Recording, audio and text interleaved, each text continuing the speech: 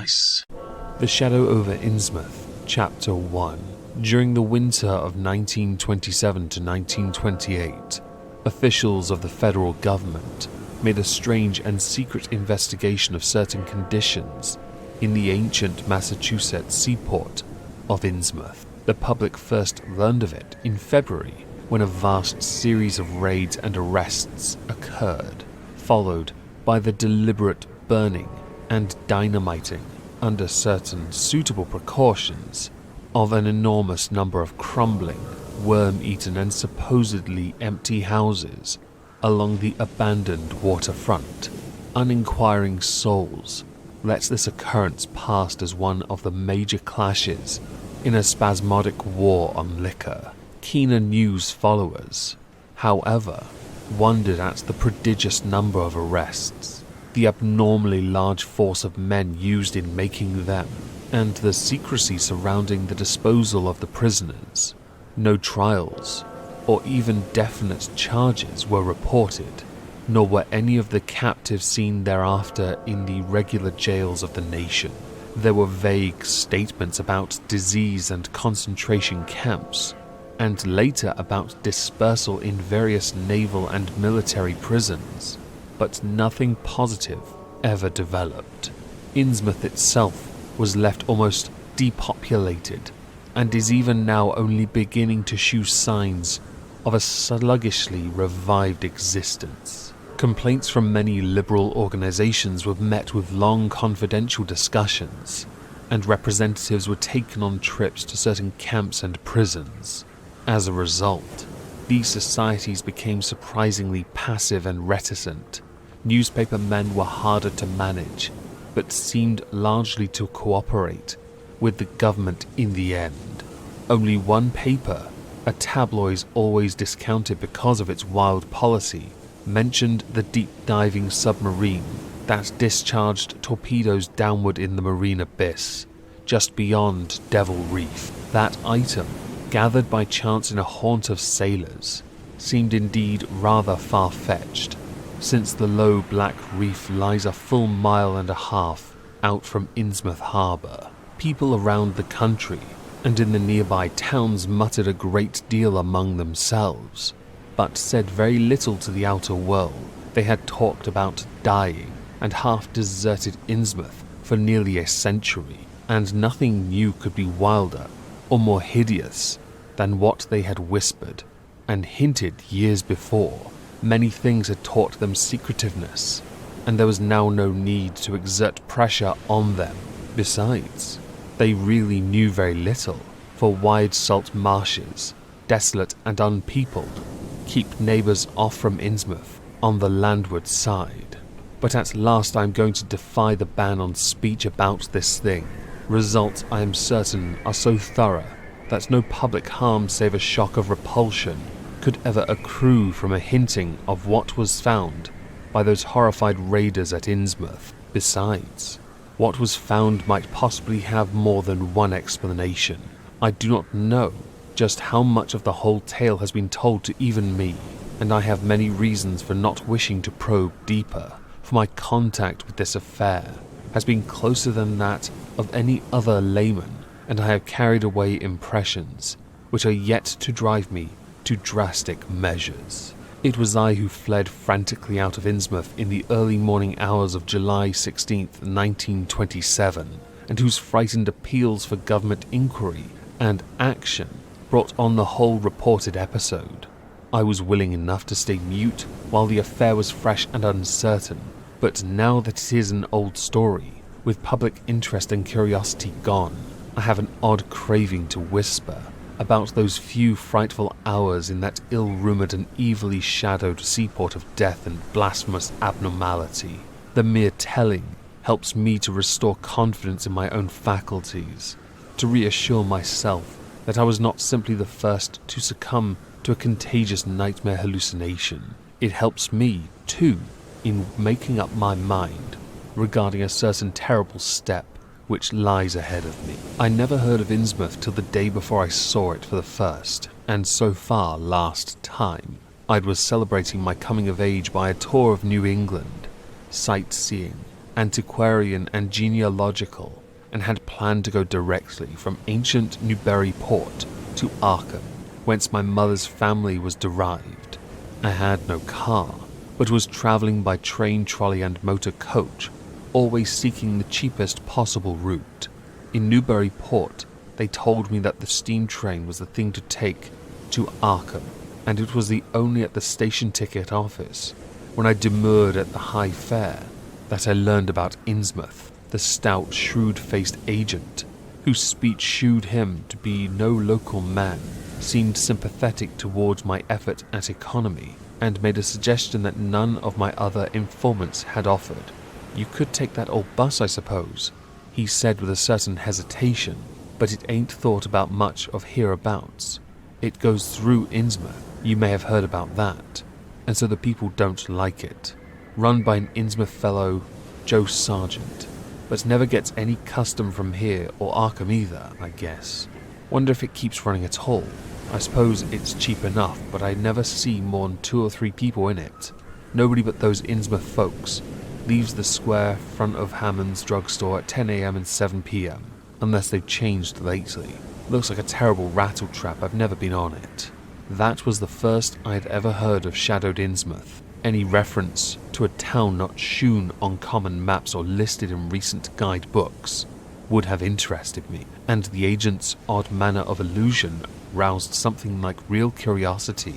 A town able to inspire such dislike in its neighbours, I thought, must be at least rather unusual, and worthy of a tourist's attention. Even if it came before Arkham, I would stop off there, and so I asked the agent to tell me something about it. He was very deliberate, and spoke with an air of feeling slightly superior to what he said. "Innsmouth? Well, it's a queer kind of town down at the mouth of the Manixet. Used to be almost a city, quite a port before the War of 1812, but all gone to pieces in the last 100 years or so. No railroad now. B and M. Never went through, and the branch line from Rowley was given up years ago. More empty houses than there are people, I guess, and no business to speak of except fishing and lobstering. Everybody trades mostly here, or in Arkham or Ipswich.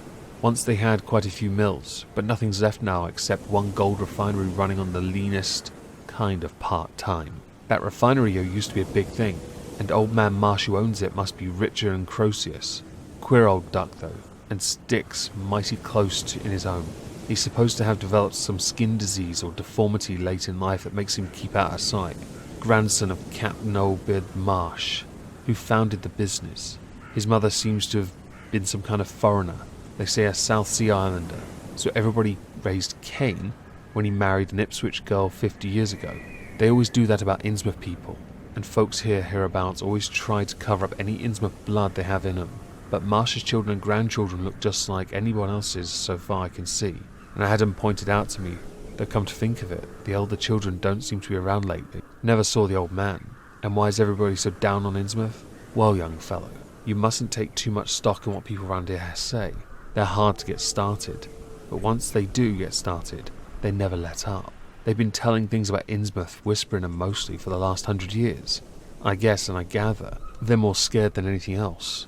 Some of the stories would make you laugh about old Captain Marsh driving bargains with the devil and bringing imps out of hell to live in Innsmouth, or some kind of devil worship and awful sacrifices in some place near the wharves that people stumbled on around 1845 or thereabouts.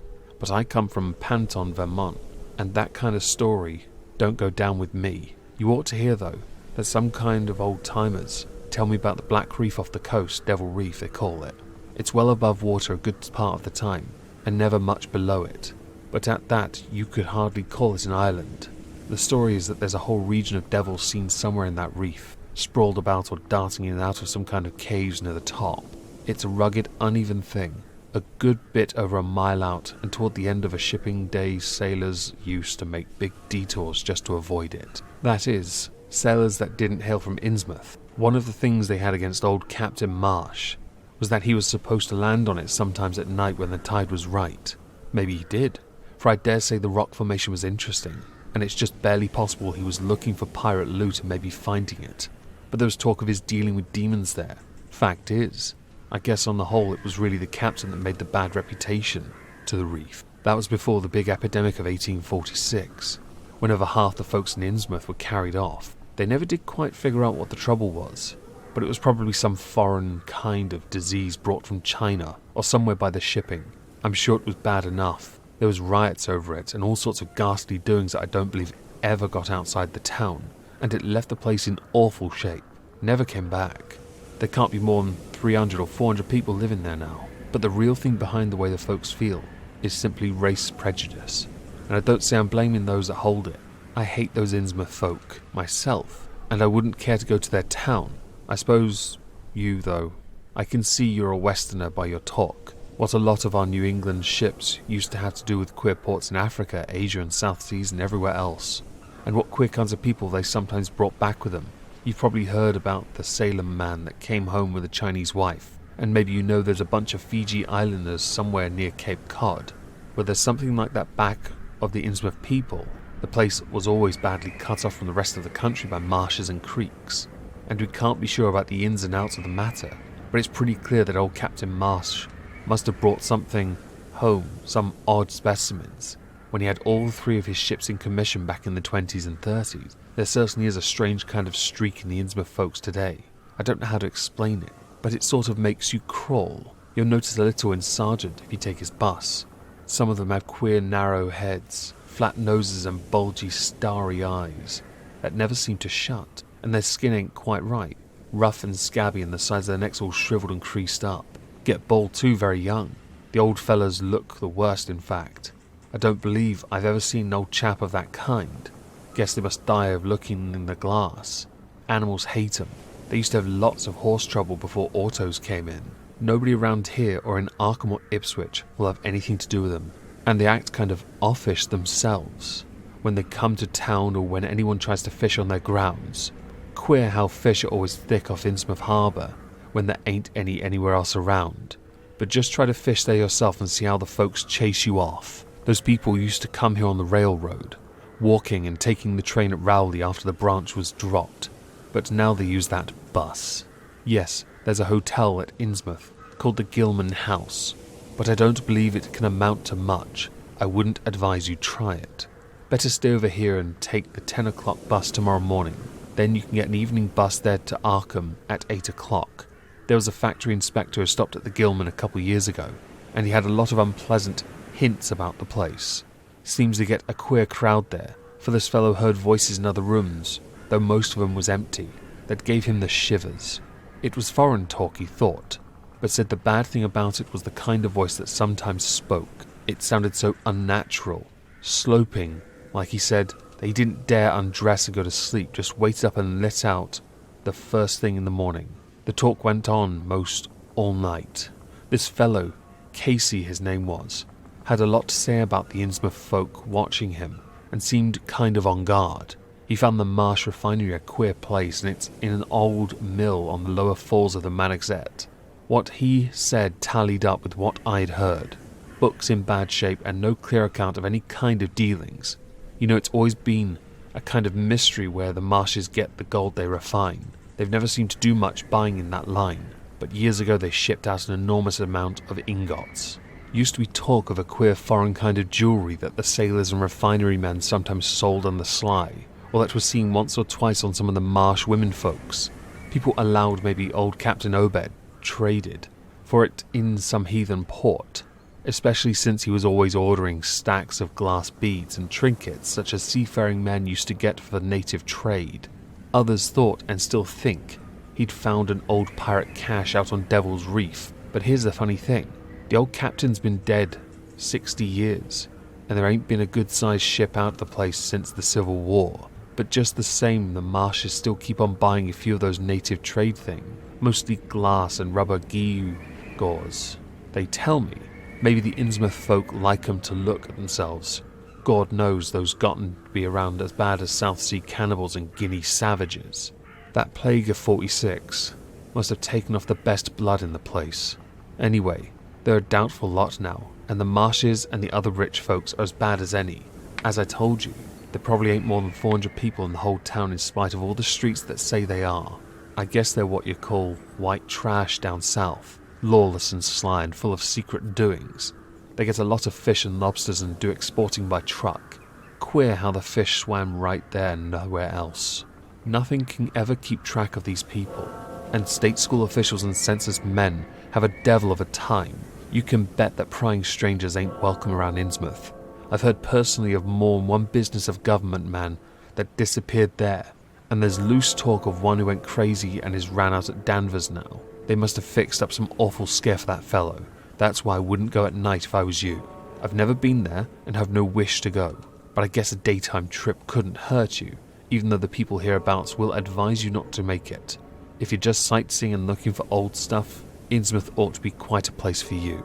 And so I spent part of that evening at the Newburyport Public Library looking up data about Innsmouth. When I had tried to question the natives in the shops, the lunchroom, the garages and the fire station, I found them even harder to get startled that the ticket agent had predicted, and realized that I could not spare the time to overcome their first instinctive reticences. They had a kind of obscure suspiciousness, as if there was something amiss with anything too much interested in Innsmouth. At the YMCA where I was stopping, the clerk merely discouraged my going to such a dismal, decadent place, and the people at the library shewed much the same attitude. Clearly, in the eyes of the educated, Innsmouth was merely an exaggerated case of civic degeneration. The Essex County historians on the library shelves had very little to say, except that the town was founded in 1643, noted for shipbuilding before the Revolution, a seat of great marine prosperity in the early 19th century, and later a minor factory centre, using the Manusette as power. The epidemic and riots of 1846 were very sparsely treated as if they formed a discredit to the county. References to decline were few, though the significance of the later record was unmistakable. After the Civil War, all industrial life was confined to the Marsh Refining Company, and the marketing of gold ingots formed the only remaining bit of major commerce aside from the eternal fishing. That fishing paid less and less as the price of the commodity fell, and large-scale corporations offered competition, but there was never any dearth of fish abound Innsmouth harbour. Foreigners seldom settled there, and there was some discreetly veiled evidence that a number of Poles and Portuguese who had tried it had been scattered in a particularly drastic fashion.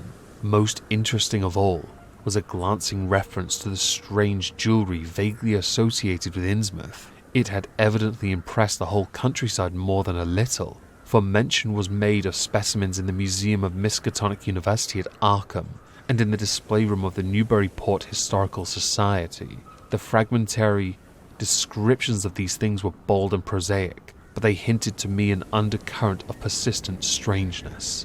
Something about them seemed so odd and provocative that I could not put them out of my mind, and despite the relative lateness of the hour, I resolved to see the local sample, said to be a large, queerly proportioned thing evidently meant for a tiara, if it could be possibly arranged. The librarian gave me a note of introduction to the curator of the society, a Miss Anna Tilton, who lived nearby, and after a brief explanation that ancient gentlewoman was kind enough to pilot me into the closed building, since the hour was not outrageously late. The collection was a notable one indeed, but in my present mood I had eyes for nothing but the bizarre object which glistened in a corner cupboard under the electric lights. It took no excessive sensitiveness to beauty to make me literally gasp at the strange unearthly splendour of the alien opulent fantasy that rested there on a purple velvet cushion. Even now, I can hardly describe what I saw, though it was clearly enough a sort of tiara, as the description had said. It was tall in front and with a very large and curiously irregular periphery, as if designed for a head of almost freakishly elliptical outline. The material seemed to be predominantly gold, though a weird, lighter lustrousness hinted at some strange alloy, with an equally beautiful and scarcely identifiable metal. Its condition was almost perfect, and one could have spent hours in studying and the striking and puzzlingly untraditional designs, some simply geometrical and some plainly marine, chased or moulded in high relief on its surface, with a craftsmanship of incredible skill and grace. The longer I looked, the more the thing fascinated me, and in this fascination there was a curiously disturbing element, hardly to be classified or accounted for. At first I decided that it was the queer otherworldly quality of the art which made me uneasy. All other art objects I'd ever seen either belonged to some known racial or national stream, or were consciously modernistic defiances of every recognized stream. This tiara was neither. It clearly belonged to some settled technique of infinite maturity and perfection, yet that technique was utterly remote from any Eastern or Western, ancient or modern, which I had ever heard or seen exemplified. It was as if the workmanship were that of another planet. However, I soon saw that my uneasiness had a second and perhaps equally potent source, residing in the pictorial and mathematical suggestions of the strange designs. The patterns all hinted of remote secrets and unimaginable abysses in time and space, and the monotonously aquatic nature of the reliefs became almost sinister. Among these reliefs were fabulous monsters of abhorrent grotesqueness and malignity, half ichthyic and half batrachian in suggestion, which one could not disassociate from a certain haunting and uncomfortable sense of pseudo-memory, as if they called up some image from deep cells and tissues, whose retentive functions are wholly primal and awesomely ancestral. At times, I fancied that every contour of these blasphemous fish frogs was overflowing with the ultimate quintessence of unknown and inhuman evil. In odd contrast to the tiara's aspect, with its brief and prosy history as related by Mrs. Tilton, it had been pawned for a ridiculous sum at a shop in State Street in 1873 by a drunken Innsmouth man, shortly afterward killed in a brawl. The society had acquired it directly from the pawnbroker at once, giving it a display worthy of its quality. It was labelled as of probable East Indian or Indo-Chinese provenance, though the attribution was frankly tentative. Miss Tilton, comparing all possible hypotheses regarding its origin and its presence in New England, was inclined to believe that it formed part of some exotic pirate horde discovered by old Captain Obed Marsh. This view was surely not weakened by the insistent offers of purchase at a high price, which the Marshes began to make as soon as they knew of its presence, and which they repeated to this day despite the Society's unvarying determination not to sell. As the good lady shooed me out of the building, she made it clear that the pirate theory of the Marshes' fortune was a popular one among the intelligent people of the region. Her own attitude shadowed Innsmouth, which she had never seen, was one of disgust at a community slipping far down the cultural scale, and she assured me that the rumours of devil worship were partly justified by a peculiar secret cult which had gained force there and engulfed all Orthodox churches. It was called, she said, the Esoteric Order of Dagon, and was undoubtedly a debased quasi-pagan thing imported from the East a century before, at a time when the Innsmouth fisheries seemed to be going barren. Its persistence among a simple people was quite natural in view of the sudden and permanent return of abundantly fine fishing, and it soon came to be the greatest influence on the town, replacing Freemasonry altogether and taking up headquarters in the old Masonic Hall of New Church Green. All this, to the pious Miss Tilton, formed an excellent reason for shunning the ancient town of decay and desolation, but to me it was merely a fresh incentive. To my architectural and historical anticipations was now added an acute anthropological zeal, and I could scarcely sleep in my small room at the Y as the night wore away. Chapter 2.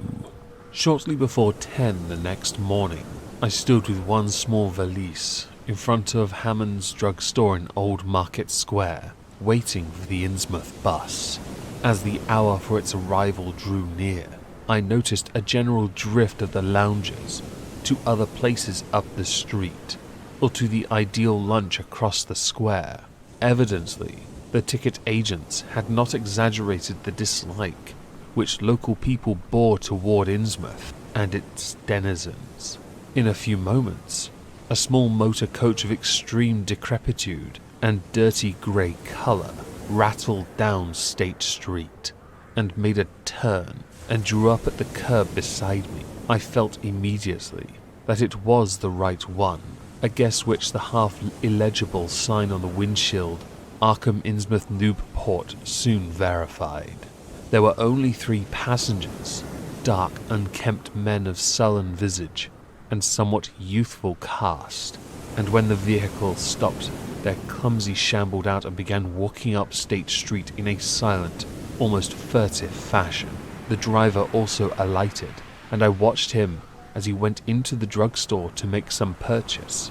This, I reflected, must be the Joe Sargent mentioned by the ticket agent, and even before I noticed any details, there spread over me a wave of spontaneous aversion, which could be neither checked nor explained. It suddenly struck me as very natural that the local people should not wish to ride on a bus owned and driven by this man, or to visit any oftener than possible the habitat of such a man and his kinsfolk. When the driver came out of the store, I looked at him more carefully and tried to determine the source of my evil impression. He was a thin, stoop-shouldered man, not much under 6 feet tall, dressed in a shabby blue civilian clothes, and wearing a frayed grey golf cap. His age was perhaps 35, but the odd deep creases in the sides of his neck made him seem older when one did not study his dull, expressionless face. He had a narrow head, bulging, watery blue eyes that seemed never to wink, a flat nose, a receding forehead and chin, and singularly undeveloped ears. His long, thick lip and coarse-pored greyish cheeks seemed almost beardless, except for some sparse yellow hairs that straggled and curled in irregular patches, and in places the surface seemed queerly irregular, as if peeling from some cutaneous disease. His hands were large and heavily veined, and had a very unusual greyish-blue tinge. His fingers were strikingly short in proportion to the rest of the structure, and seemed to have a tendency to curl closely into the huge palm. As he walked toward the bus, I observed his peculiarly shambling gait, and saw that his feet were inordinately immense. The more I studied, the more I wondered how he could buy any shoes to fit them. A certain greasiness about the fellow increased my dislike. He was evidently given to working or lounging around the fish docks, and carried with him much of their characteristic smell. Just what foreign blood was in him, I could not even guess. His oddities certainly did not look Asiatic, Polynesian, Levantine, or Negroid, yet I could see why the people found him alien. I myself would have thought his biological degeneration rather than alienage. I was sorry when I saw that there would be no other passengers on the bus. Somehow, I did not like the idea of riding alone with this driver, but as leaving time obviously approached, I conquered my qualms and followed the man abroad, extending him a $1 bill and murmuring the single word Innsmouth. He looked curiously at me for a second as he returned 40 cents change without speaking. I took a seat far behind him, but on the same side of the bus, since I wished to watch the shore during the journey. At length, the decrepit vehicle started with a jerk and rattled noisily past the old brick buildings of State Street, amidst a cloud of vapour from the exhaust.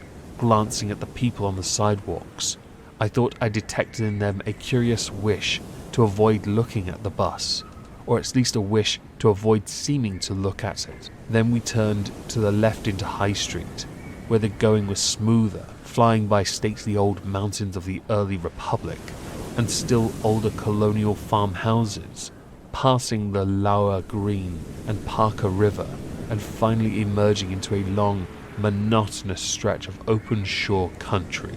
The day was warm and sunny, but the landscape of sand, sedge grass and stunted shrubbery became more and more desolate as we proceeded. Out the window I could see the blue water and the sandy line of Plum Island, and we presently drew very near the beach as our narrow road veered off the main highway to Rowley and Ipswich. There were no visible houses, and I could tell by the state of the road that traffic was very light hereabouts. The small weather-worn telephone poles carried only 2 wires. Now and then we crossed crude wooden bridges over tidal creeks that wound far inland and promoted the general isolation of the region. Once in a while I noticed dead stumps and crumbling foundation walls above the drifting sand, and recalled the old tradition quoted in one of the histories I had read, that this was once a fertile and thickly settled countryside. The change, it was said, came simultaneously with the Innsmouth epidemic of 1846, and was thought by simple folk to have a dark connection with hidden forces of evil. Actually, it was caused by the unwise cutting of woodlands near the shore, which robbed the soil of its best protection and opened the way for waves of wind-blown sand. At last we lost sight of Plum Island and saw the vast expanse of the open Atlantic on our left.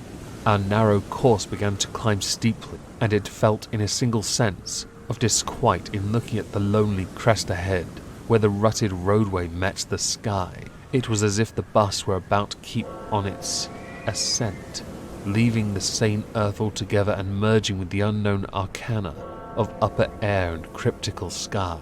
The smell of the sea took on ominous implications, and the silenced driver's bent rigid back and narrow head became more and more hateful. As I looked at him, I saw that the back of his head was almost as hairless as his face, having only a few straggling yellow strands upon a grey, scarbrous surface. Then we reached the crest, and beheld the outspread valley beyond, where the Manickset joins the sea just north of the long line of cliffs that culminate in Kingsport Head and veer off toward Cape Ann. On the far misty horizon, I could just make out the dizzy profile of the head, topped by the queer ancient house of which so many legends are told. But for the moment, all my attention was captured in the nearing panorama just below me. I realized, come face to face with the rumour-shadowed Innsmouth. It was a town of wide extent and dense construction, yet one with a portentous dearth of visible life. From the tangle of chimney pots scarcely a wisp of smoke came, and the 3 tall steeples loomed stark and unpainted against the seaward horizon. One of them was crumbling down at the top, and in that and another there were only black gaping holes where clock dials should have been. The vast huddle of sagging gambrel roofs and peaked gables conveyed with offensive clearness the idea of wormy decay. As we approached along the now descending road, I could see that many roofs had wholly caved in. There were some large square Georgian houses too, with hipped roofs, cupolas, and railed widows' walks. These were mostly well back from the water, and 1 or 2 seemed to be in moderately sound condition. Stretching inland from among them, I saw the rusted, grass-grown line of the abandoned railway, with leaning telegraph poles now devoid of wires, and the half-obscured lines of the old carriage roads to Rowley and Ipswich. The decay was worse close to the waterfront, though in its very midst I could spy the white belfry to a fairly well-preserved brick structure, which looked like a small factory. The harbour, long clogged with sand, was enclosed by an ancient stone breakwater, on which I could begin to discern the minute forms of a few seated fishermen, and at whose end were what I looked like the foundations of a bygone lighthouse. A sandy tongue had formed inside this barrier, and upon it I saw a few decrepit cabins, moored dories, and scattered lobster pots. The only deep water seemed to be where the river poured out past the belfried structure and turned southward to join the ocean at the breakwater's end. Here and there, the ruins of wharves jutted out from the shore to end in indeterminate rottenness. Those farthest south, seemingly most decayed, and far out at sea despite a high tide, I glimpsed a long black line scarcely rising above the water, yet carrying a suggestion of odd latent malignancy. This I knew must be Devil Reef. As I looked, a subtle, curious sense of beckoning seemed superadded to the grim repulsion, and oddly enough, I found this overtone more disturbing than the primary impression. We met no one on the road, but presently began to pass deserted farms in varying stages of ruin. Then I noticed a few inhabited houses with rags stuffed in the broken windows, and shells and dead fish lying about the littered yards. Once or twice, I saw listless-looking people working in barren gardens, or digging clams on the fishy-smelling beach below, and groups of dirty simian-visaged children playing around weed-grown doorsteps. Somehow these people seemed more disquieting than the dismal building, for almost every one had certain peculiarities of face and motions, which I instinctively disliked, without being able to define or comprehend them. For a second I thought this typical physique suggested some picture I had seen, perhaps in a book, under circumstances of particular horror or melancholy, but this pseudo-recollection passed very quickly. As the bus reached a lower level, I began to catch the steady note of a waterfall through the unnatural stillness. The leaning, unpainted houses grew thicker, lined both sides of the road, and displayed more urban tendencies than did those we were leaving behind. The panorama ahead had contracted to a street scene, and in spots I could see where a cobblestone pavement and stretches of brick sidewalk had formerly existed. All the houses were apparently deserted, and there were occasional gaps where tumble-down chimneys and cellar walls told of buildings that had collapsed.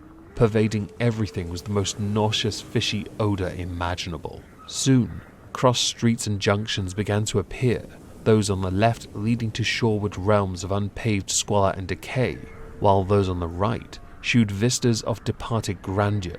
So far I had seen no people in the town, but there now came signs of a sparse habitation, curtained windows here and there, and an occasional battered motor car at the curb. Pavements and sidewalks were increasingly well defined, and though most of the houses were quite old, wooden brick structures of the early 19th century, they were obviously kept fit for habitation. As an amateur antiquarian, I almost lost my olfactory disgust and my feeling of menace and repulsion amidst this rich, unaltered survival from the past. But I was not to reach my destination without one very strong impression of poignantly disagreeable quality. The bus had come to a sort of open concourse, or radial point with churches on two sides, and the bedraggled remains of a circular green in the centre, and I was looking at a large pillared hall in the right-hand junction ahead.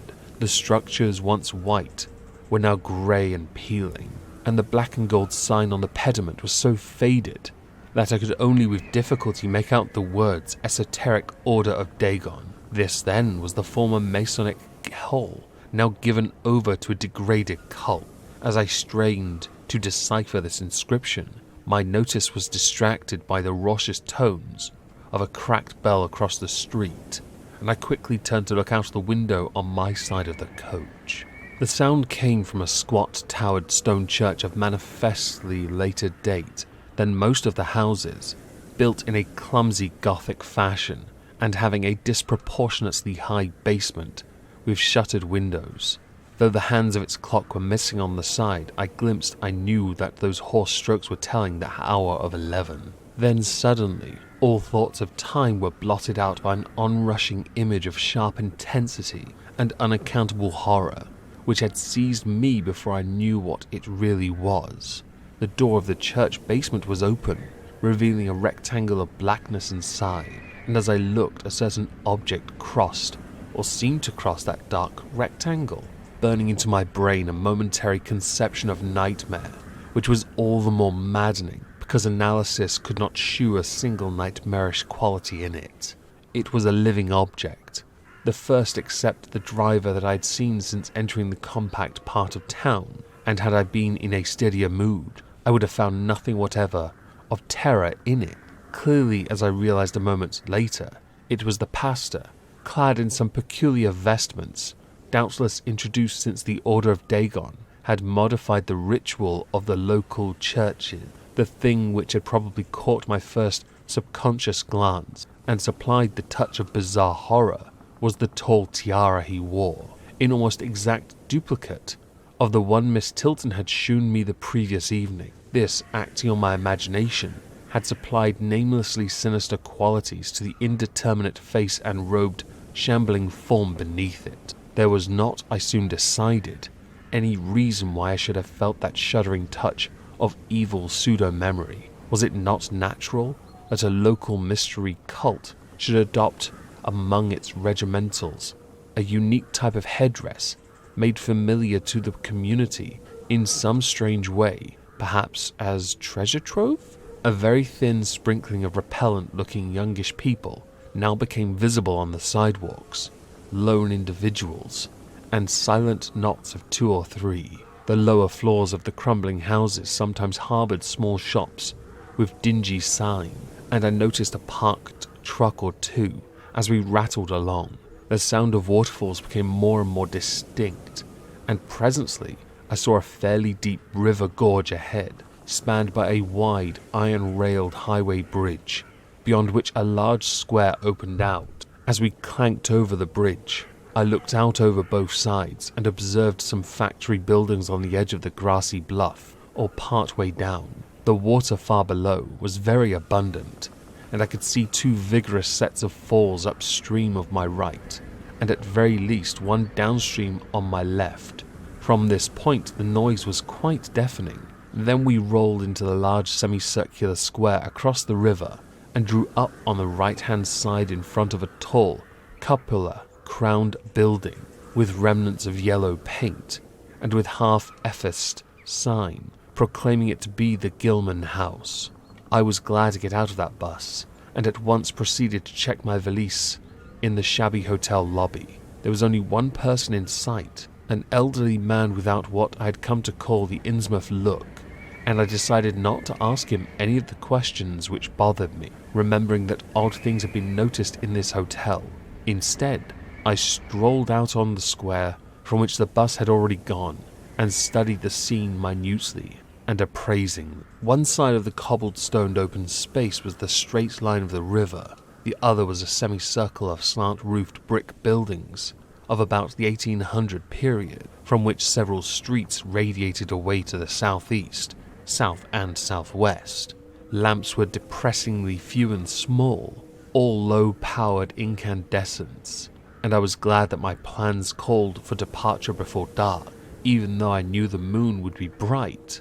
The buildings were all in fair condition, and included perhaps a dozen shops in current operation, of which one was a grocery of the first national chain, others a dismal restaurant, a drugstore and a wholesale fish dealer's office, and still another, at the eastern extremity of the square near the river, an office of the town's old industry, the Marsh Refining Company. There were perhaps 10 people visible, and 4 or 5 automobiles and motor trucks stood scattered about. I did not need to be told that this was the civic centre of Innsmouth. Eastward, I could catch blue glimpses of the harbour, against which rose the decaying remains of 3 once beautiful Georgian steeples, and toward the shore on the opposite bank of the river, I saw the white belfry surmounting what I took to be the Marsh Refinery. For some reason or another, I chose to make my first inquiry at the chain grocery, whose personnel was not likely to be native to Innsmouth.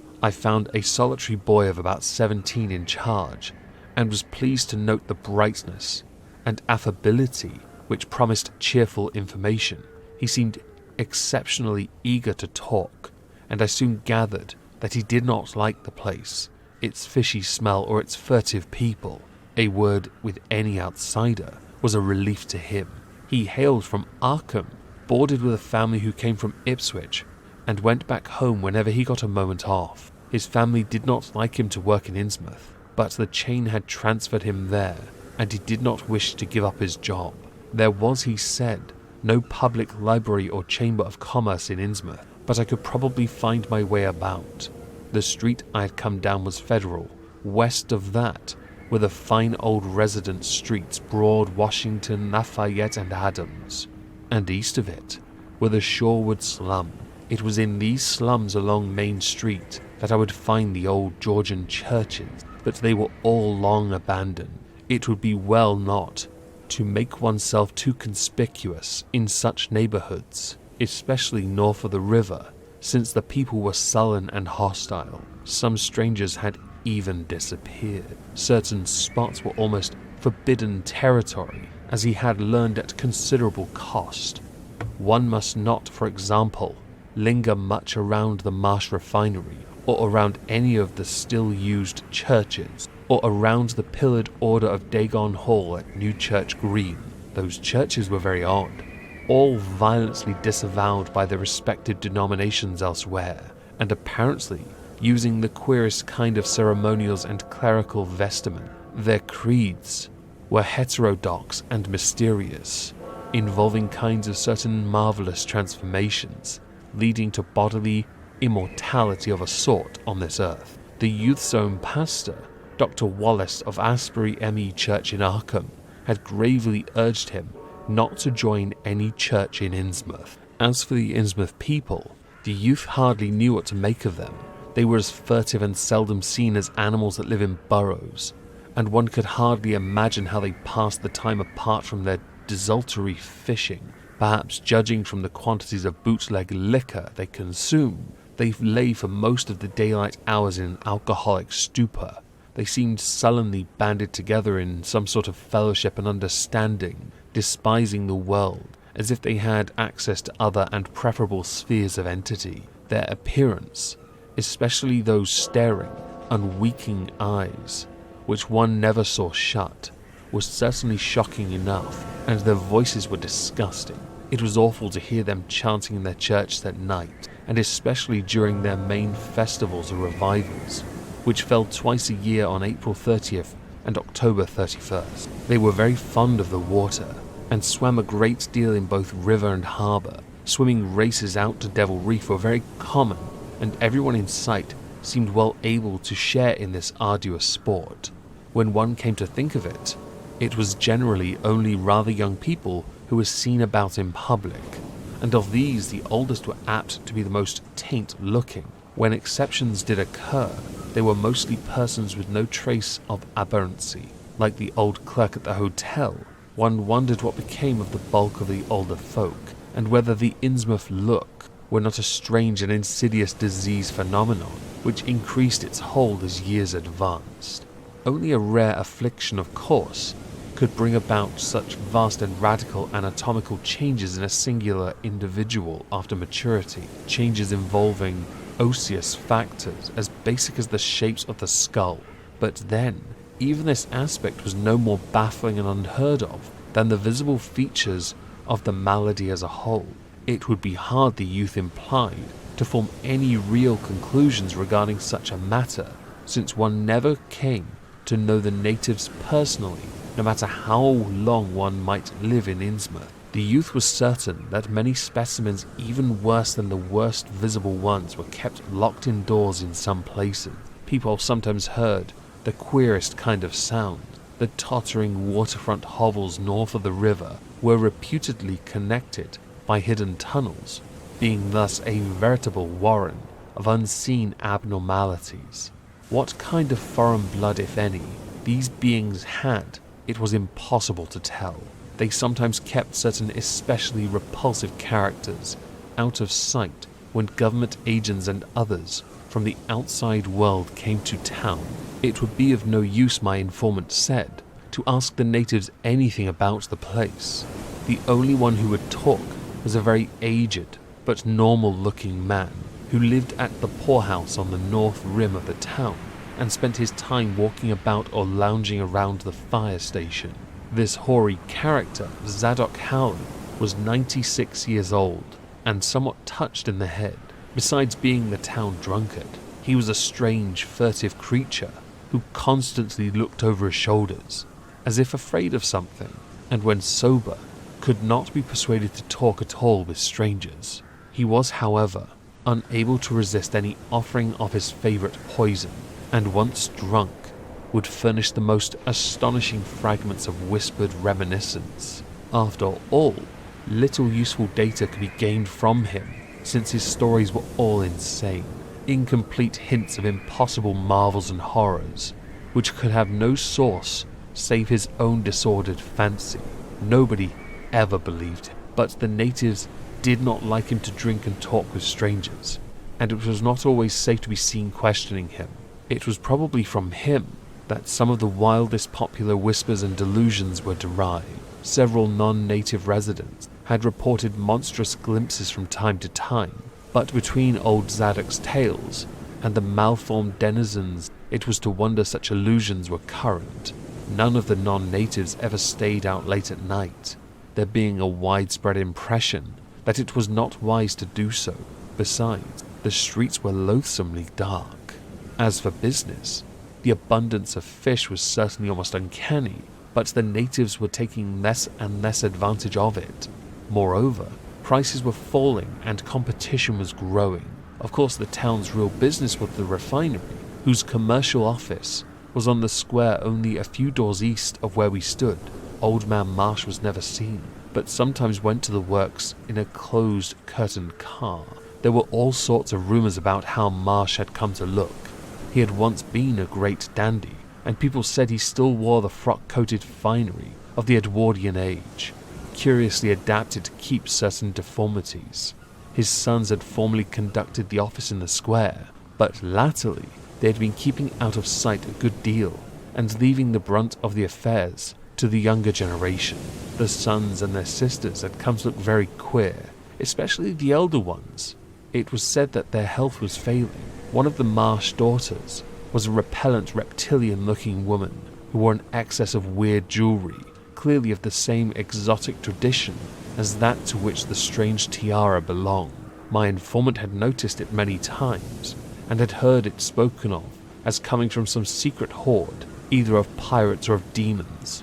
The clergymen or priests, or whatever they were called nowadays, also wore this kind of ornament as a headdress, but one seldom caught glimpses of them.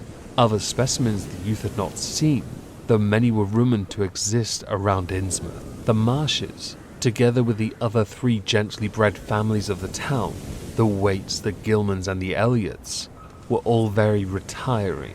They lived in immense houses along Washington Street, and several were reputed to harbour in concealment certain living kinsfolk whose personal aspect forbade public view, and whose deaths have been reported and recorded.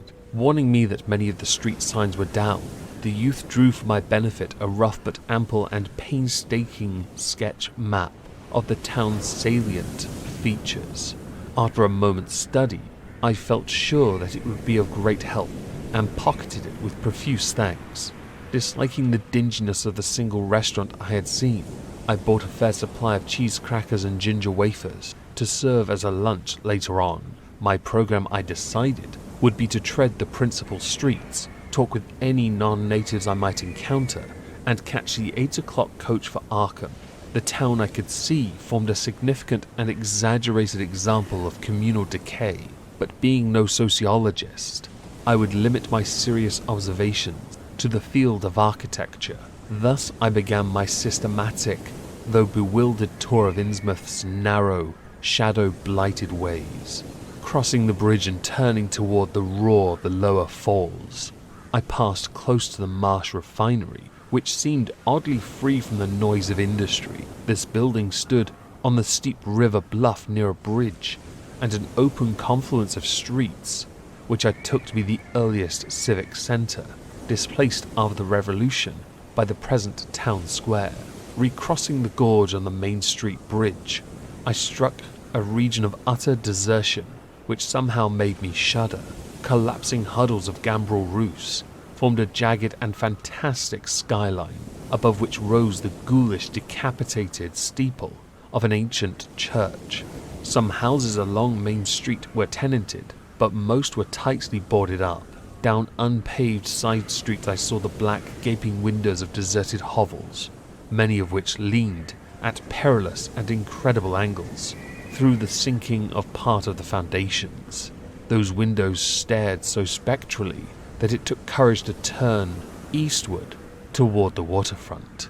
Certainly the terror of a deserted house swells in geometrical rather than arithmetical progression, as houses multiply to form a city of stark desolation.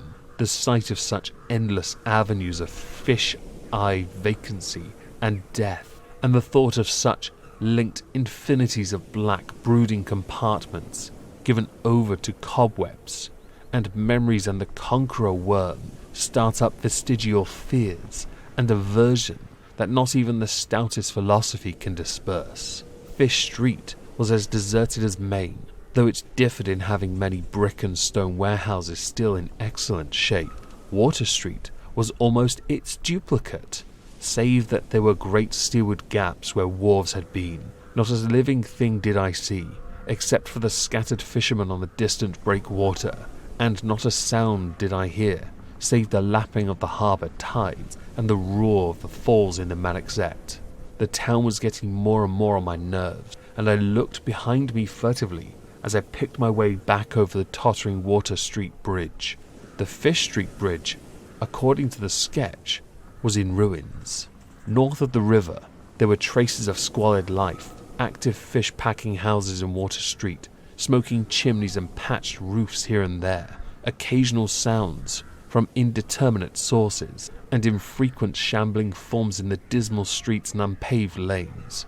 But I seemed to find this even more oppressive than the southerly desertion. For one thing, the people were more hideous and abnormal than those near the centre of the town, so that I was several times evilly reminded of something utterly fantastic, which I could not quite place. Undoubtedly, the alien strain in the Innsmouth folk was stronger here than farther inland, unless indeed the Innsmouth look were a disease rather than a blood strain, in which case this district might be held to harbour the more advanced cases. One detail that annoyed me was the distribution of the few faint sounds I heard.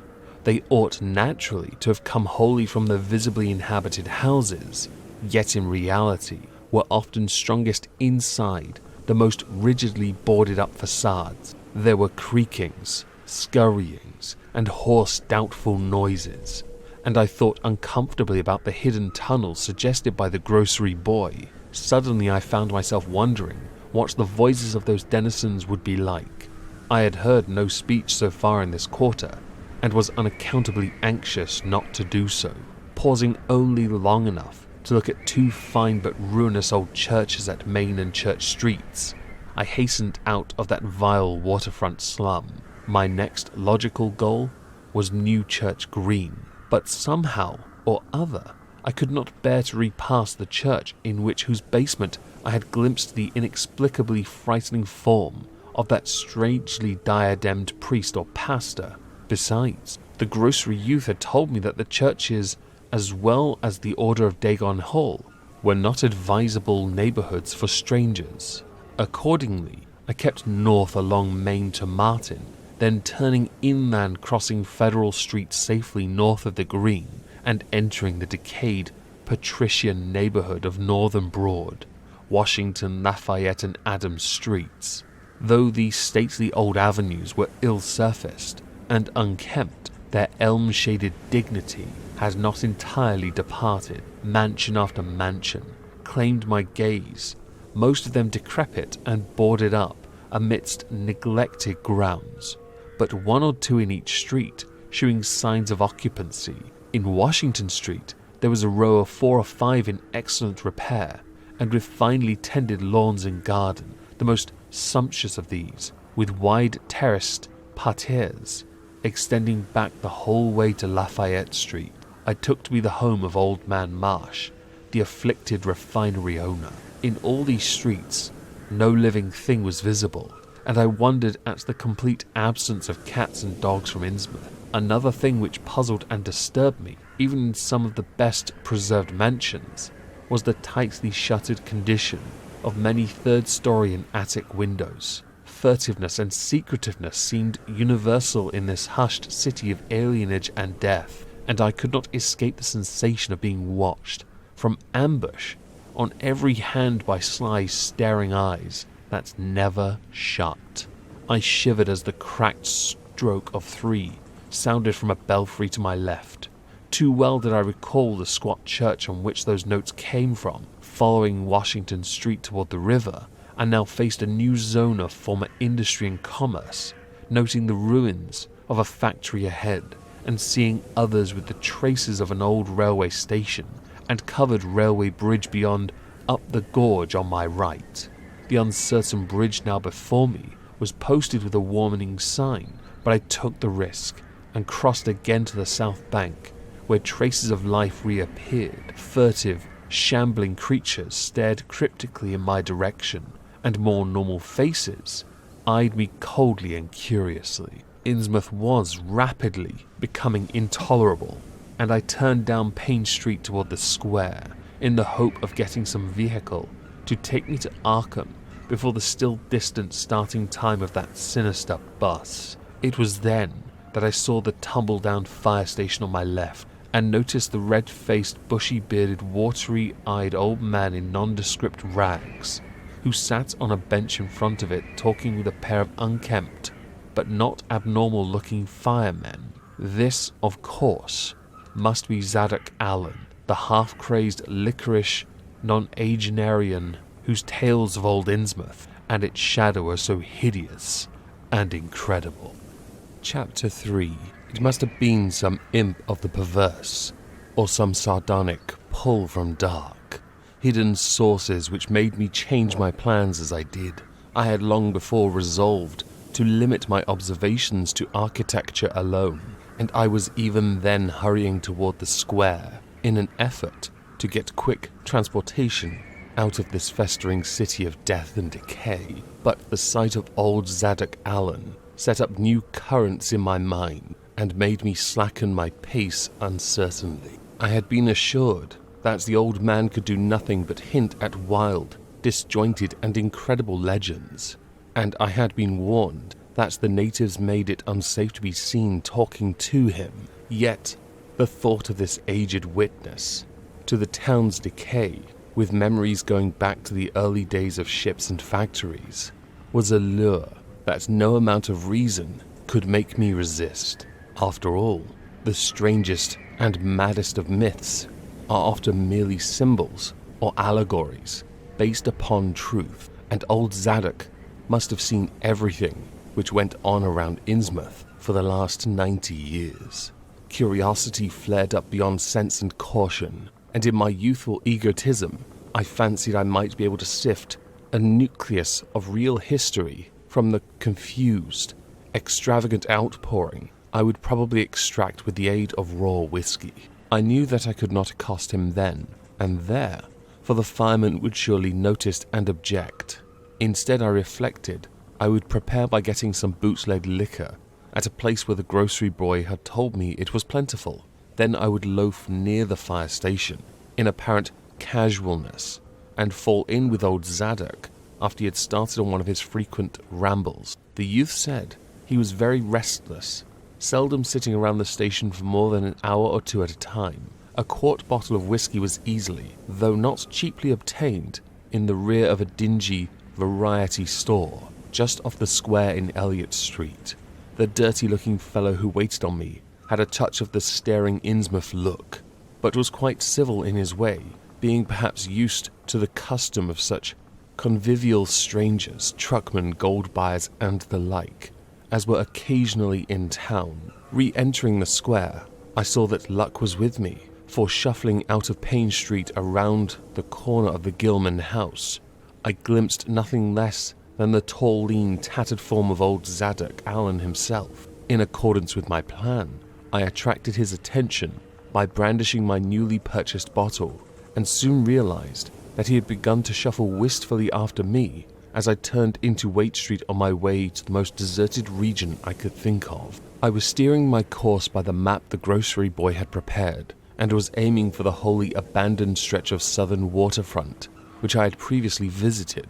The only people in sight there had been the fishermen on the distant breakwater, and by going a few squares south, I could get beyond the range of these, finding a pair of seats on some abandoned wharf, and being free to question old Zadok, unobserved for an indefinite time. Before I reached Main Street, I could hear a faint and wheezy, "Hey, mister," behind me, and I presently allowed the old man to catch up and take copious pulls from the quart bottle. I began putting out feelers as we walked along to Water Street, and turned southward amidst the omnipresent desolation and crazily tilted ruins, but found that the aged tongue did not loosen as quickly as I had expected.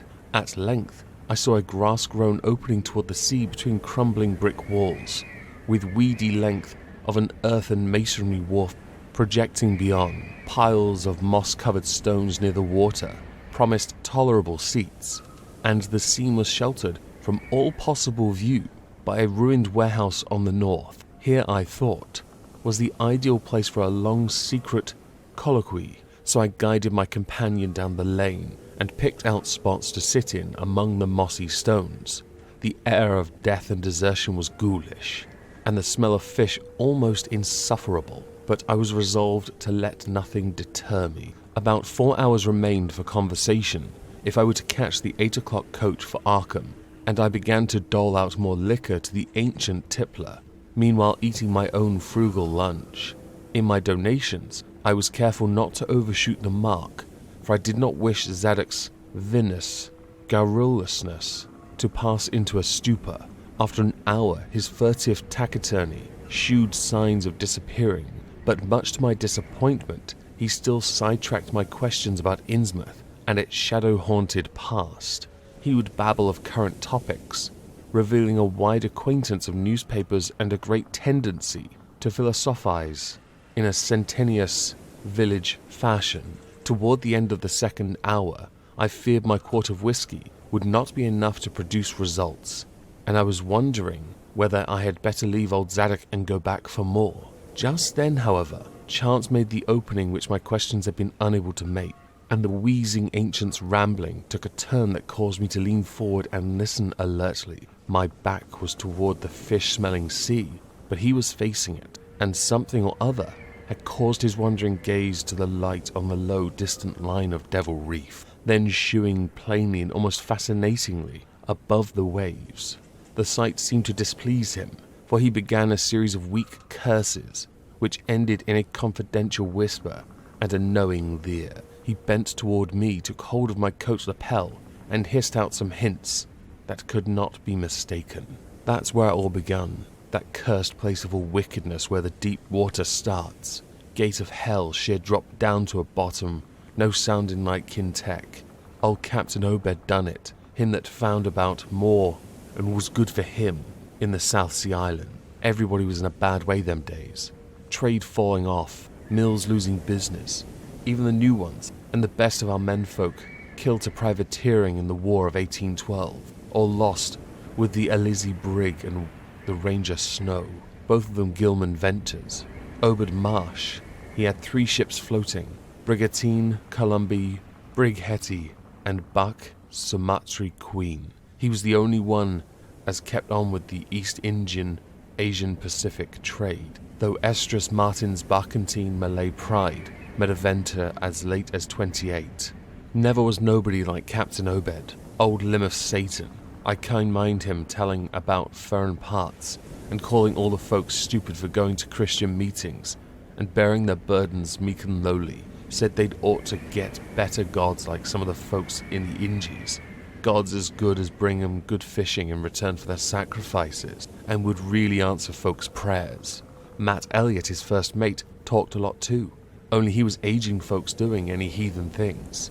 Told about an island east of Otaheite, where they use a lot of stone ruins older than anybody knew anything about, kinda like them on Ponape in the Caroline, but with carvings of faces that looked like the big statues on Easter Island. There was a little volcanic island near there too, where there was other ruins but different carvings. Ruins all wore away like they'd been under the sea, and with pictures of awful monsters all over them. Well, sir, Matt says the natives around there had all the fish they could catch, and sported bracelets and armlets as head rigs, made out of a queer kind of gold and covered with pictures of monsters, just like the ones carved over the ruins on the little island. Sort of fish like frogs or frog-like fishes, that was drawed in all kinds of positions, like they was human beings.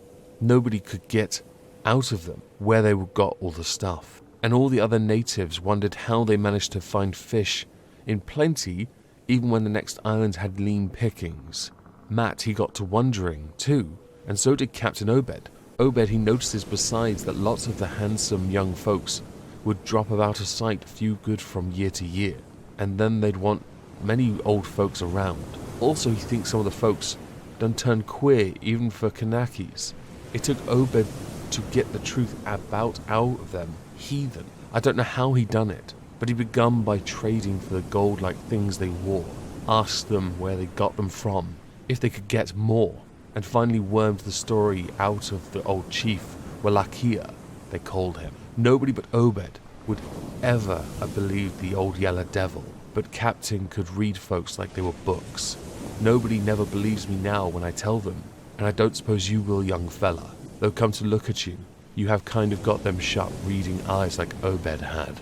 The old man's whisper grew fainter, and I found myself shuddering at the terrible and sincere portentousness of his intonation, even though I knew his tale could be nothing but drunken fantasy. Well, sir, Obed, he learnt that these things on this earth are most folks never heard about, and wouldn't believe if they did hear.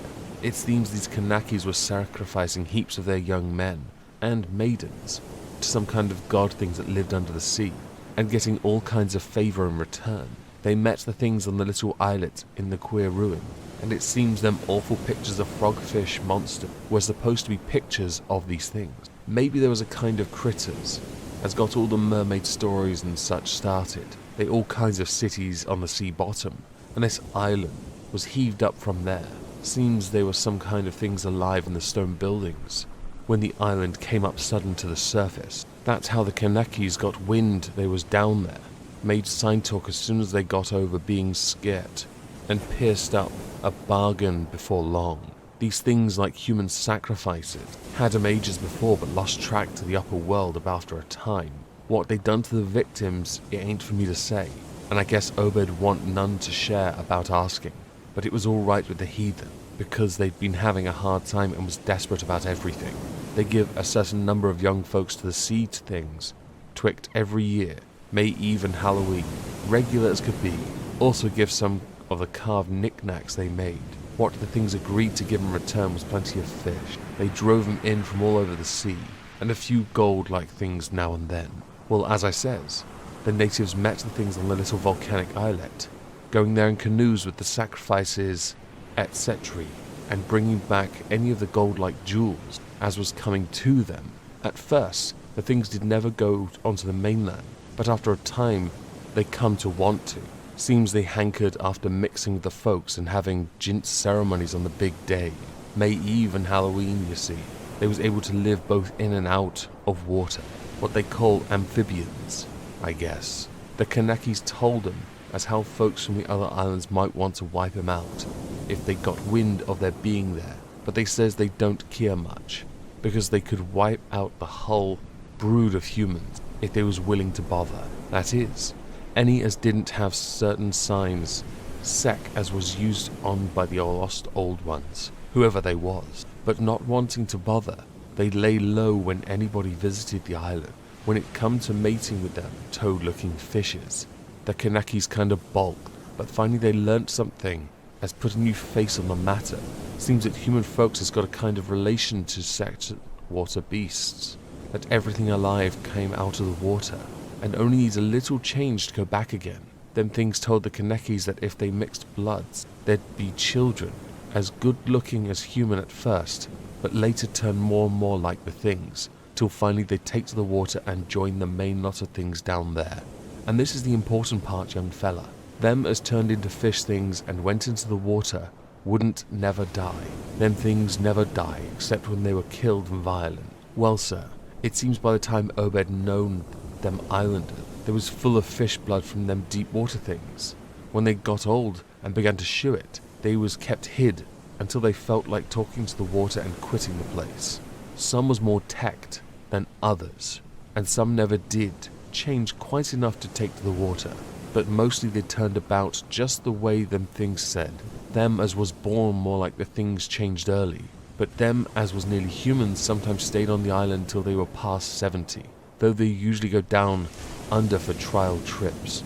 Before that, folks as had took to the water generally come back a good deal to visit, so a man's would often be talking to his own 5 times great-grandfather, who left the dry land a couple 100 years or so before. Everybody got out of the idea of dying, except in canoe wars with the other islanders, or as sacrifices to the sea gods down below, or from snakebite or plague or sharp galloping ailments or something before they could take to the water. but simply looked for a kind of change that wasn't a bit horrible after a while. They thought what they got was well worth all they'd had to give up, and I guess Obed kind of come to think the same himself when he chewed over old Valake's story a bit. Wallachia, though, was one of the few as hadn't got none of the fish blood, being of a royal line that intermarried with royal lines on other islands. Wallachia, he shewed Obed a lot of rites and incantations as had to do with the sea things, and let him see some of the folks in the village as had changed a lot from human shape. Somehow or other, though, he never would let him see one of the regular things from right up out of the water. In the end, he gave him a kind of funny thingamajig made out of lead or something that he said would bring up the fish things from the place in the water where there might be a nest of them. The idea was to drop it down with the right kind of prayers and such, while Akia allowed as the things were scattered all over the world, so anybody that looked about could find a nest and bring them up if they wanted. Matt, he didn't like this business at all, and wanted Obed should keep away from the island, but the captain was sharp for again, and found he could get them gold-like things so cheap it would pay him to make a specialty of them. Things went on that way for years, and Obed got enough of gold-like stuff to make him start the refinery in Waits, old run-down fulling mill. He didn't das sell the pieces like they was, for folks would be all the time asking questions. All the same, his crews would get a piece and dispose of it now and then, even though they were swore to keep it quiet, and let his woman folks wear some of the pieces, as was more human-like than most. Well, come about 38, when I was 7 years old, Obed, he found the island people all wiped out between voyages. Seems the other islanders had got wind of what was going on and took matters into their own hands. So I suppose they must have had, after all them old magic signs, as the sea thing says, was the only thing they was afraid of. No telling what any of them Kanakis will chance to get hold of when the sea bottom throws up some island with ruins older than the deluge. Pious cusses these was. They didn't leave nothing standing on either the main island or the little volcanic islet except what part of the ruins was too big to knock down. In some places, there was little stones strewed about like charms, with something on 'em like what you call a swastika nowadays. Probably them was the old one's signs. Folks all wiped out, no trace of no godlike things, and none of the nearby Kanakis would breathe a word about the matter, wouldn't even admit they'd ever been any people on that island. That naturally hit Obed pretty hard, seeing as his normal trade was doing very poor. It hit the whole of Innsmouth too, because in seafaring days what profited the master of a ship generally profited the crew proportionate. Most of the folks around the town took the hard times kind of sheep-like and resigned, but they was in a bad shape because the fishing was petering about and the mills wasn't doing none too well. Then's the time Obed he begun a-cursing at the folks for being dull sheep and praying to a Christian heaven as didn't help him none. He told them he'd know of folks as prayed to gods that give something you really need, and says if a good bunch of men would stand by him, he could maybe get a hold of certain powers as would bring plenty of fish and quite a bit of gold. Of course them that served on the Sumatri Queen and seed the island knowed what he meant. I wasn't none too anxious to get close to see things like they'd heard tell on, but them as didn't know what was about to got kind of swayed by what Obed had to say, and begun to assist him what he could do to set them on the way to the faith as would bring them results. Here the old man faltered, mumbled, and lapsed into a moody and apprehensive silence, glancing nervously over his shoulder, then turning back to stare fascinatedly at the distant black reef. When I spoke to him he did not answer, so I knew I would have to let him finish the bottle. The insane yarn I was hearing interested me profoundly, for I fancied there was contained within it a sort of crude allegory based upon the strangenesses of Innsmouth, and elaborated by an imagination at once creative and full of scraps of exotic legend. Not for a moment did I believe that the tale had any real substantial foundation, but nonetheless the account held a hint of genuine terror, if only because it brought in references to strange jewels clearly akin to the malign tiara I had seen at Newburyport. Perhaps the ornaments had, after all, come from some strange island, and possibly the wild stories were lies of the bygone Obed himself, rather than of this antique toper. I handed Zadok the bottle, and he drained it to the last drop. It was curious how he could stand so much whiskey, for not even a trace of thickness had come into his high, wheezy voice. He licked the nose off the bottle and slipped it into his pocket. Then, beginning to nod and whisper softly to himself, I bent close to catch any articulate words he might utter, and thought I saw a sardonic smile behind the stained, bushy whiskers. Yes, he was really forming words, and I could grasp a fair proportion of them. Poor Matt.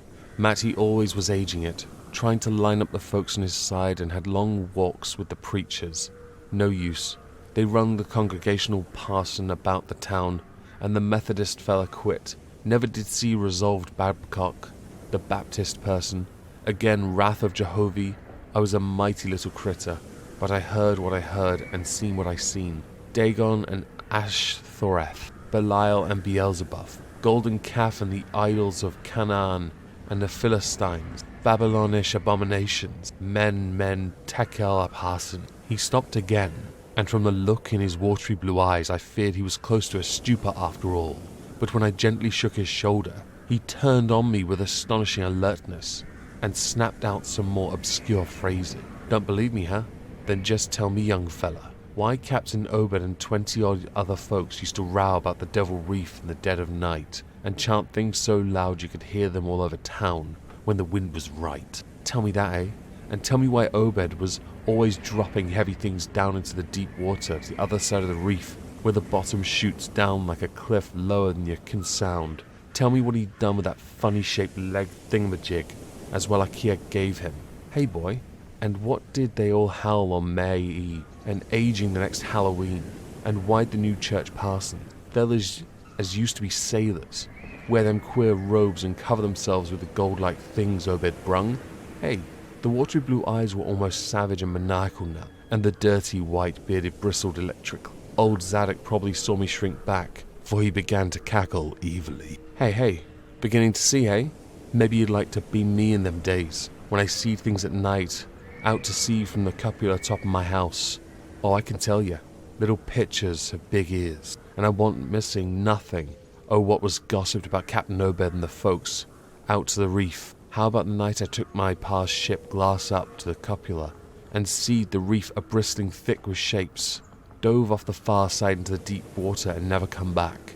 How'd you like to be a little shaver alone up in a cupola and watching shapes that weren't human shapes? The old man was getting hysterical, and I began to shiver with a nameless alarm. He laid a gnarled hand on my shoulder, and it seemed to me that its shaking was not altogether that of mirth. Suppose one night you'd seed something heavy, heaved often Obed's dory beyond the reef, and then learn next day a young fellow was missing from home? Hey, did anybody ever see hide or hair of Harum Gilman again? Did they? And Nick Pierce, and Llewellyn Waite, and Adoniram Southwick, and Henry Garrison? Shapes talking sign language with their hands. Them as had real hands. Well, sir, that was the time Obed began to get on his feet again. Folks see this 3 darters are wearing gold-like things as nobody never see 'em on before, and smoke start coming out of the refinery chimbley. Other folks were prospering too.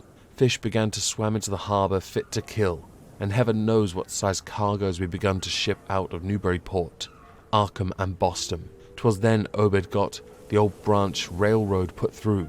Some Kinsport fishermen heard about the catch and come up in the slopes, but they was all lost. Nobody never see them again.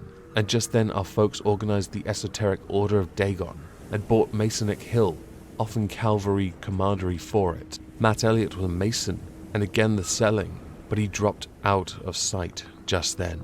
Remember I was saying Obed was set on heaving things just like they was on that Kanaki Isle? I don't think he aimed at first to do no mixing nor raise no younglings to take to the water and turn into fishes with eternal life. He wanted them gold things, and was willing to pay a heavy, and I guess the others were satisfied for a while. Come in 46, the town done something, looking and thinking for itself. Too many folks missing, Too much wild preaching and meeting of a Sunday. Too much talk about that reef, I guess. I did a bit by telling Selectman Mowry what I see from the cupola. There was a party one night as followed Obed's crowd out onto the reef, and I heard shots betwixt the dories.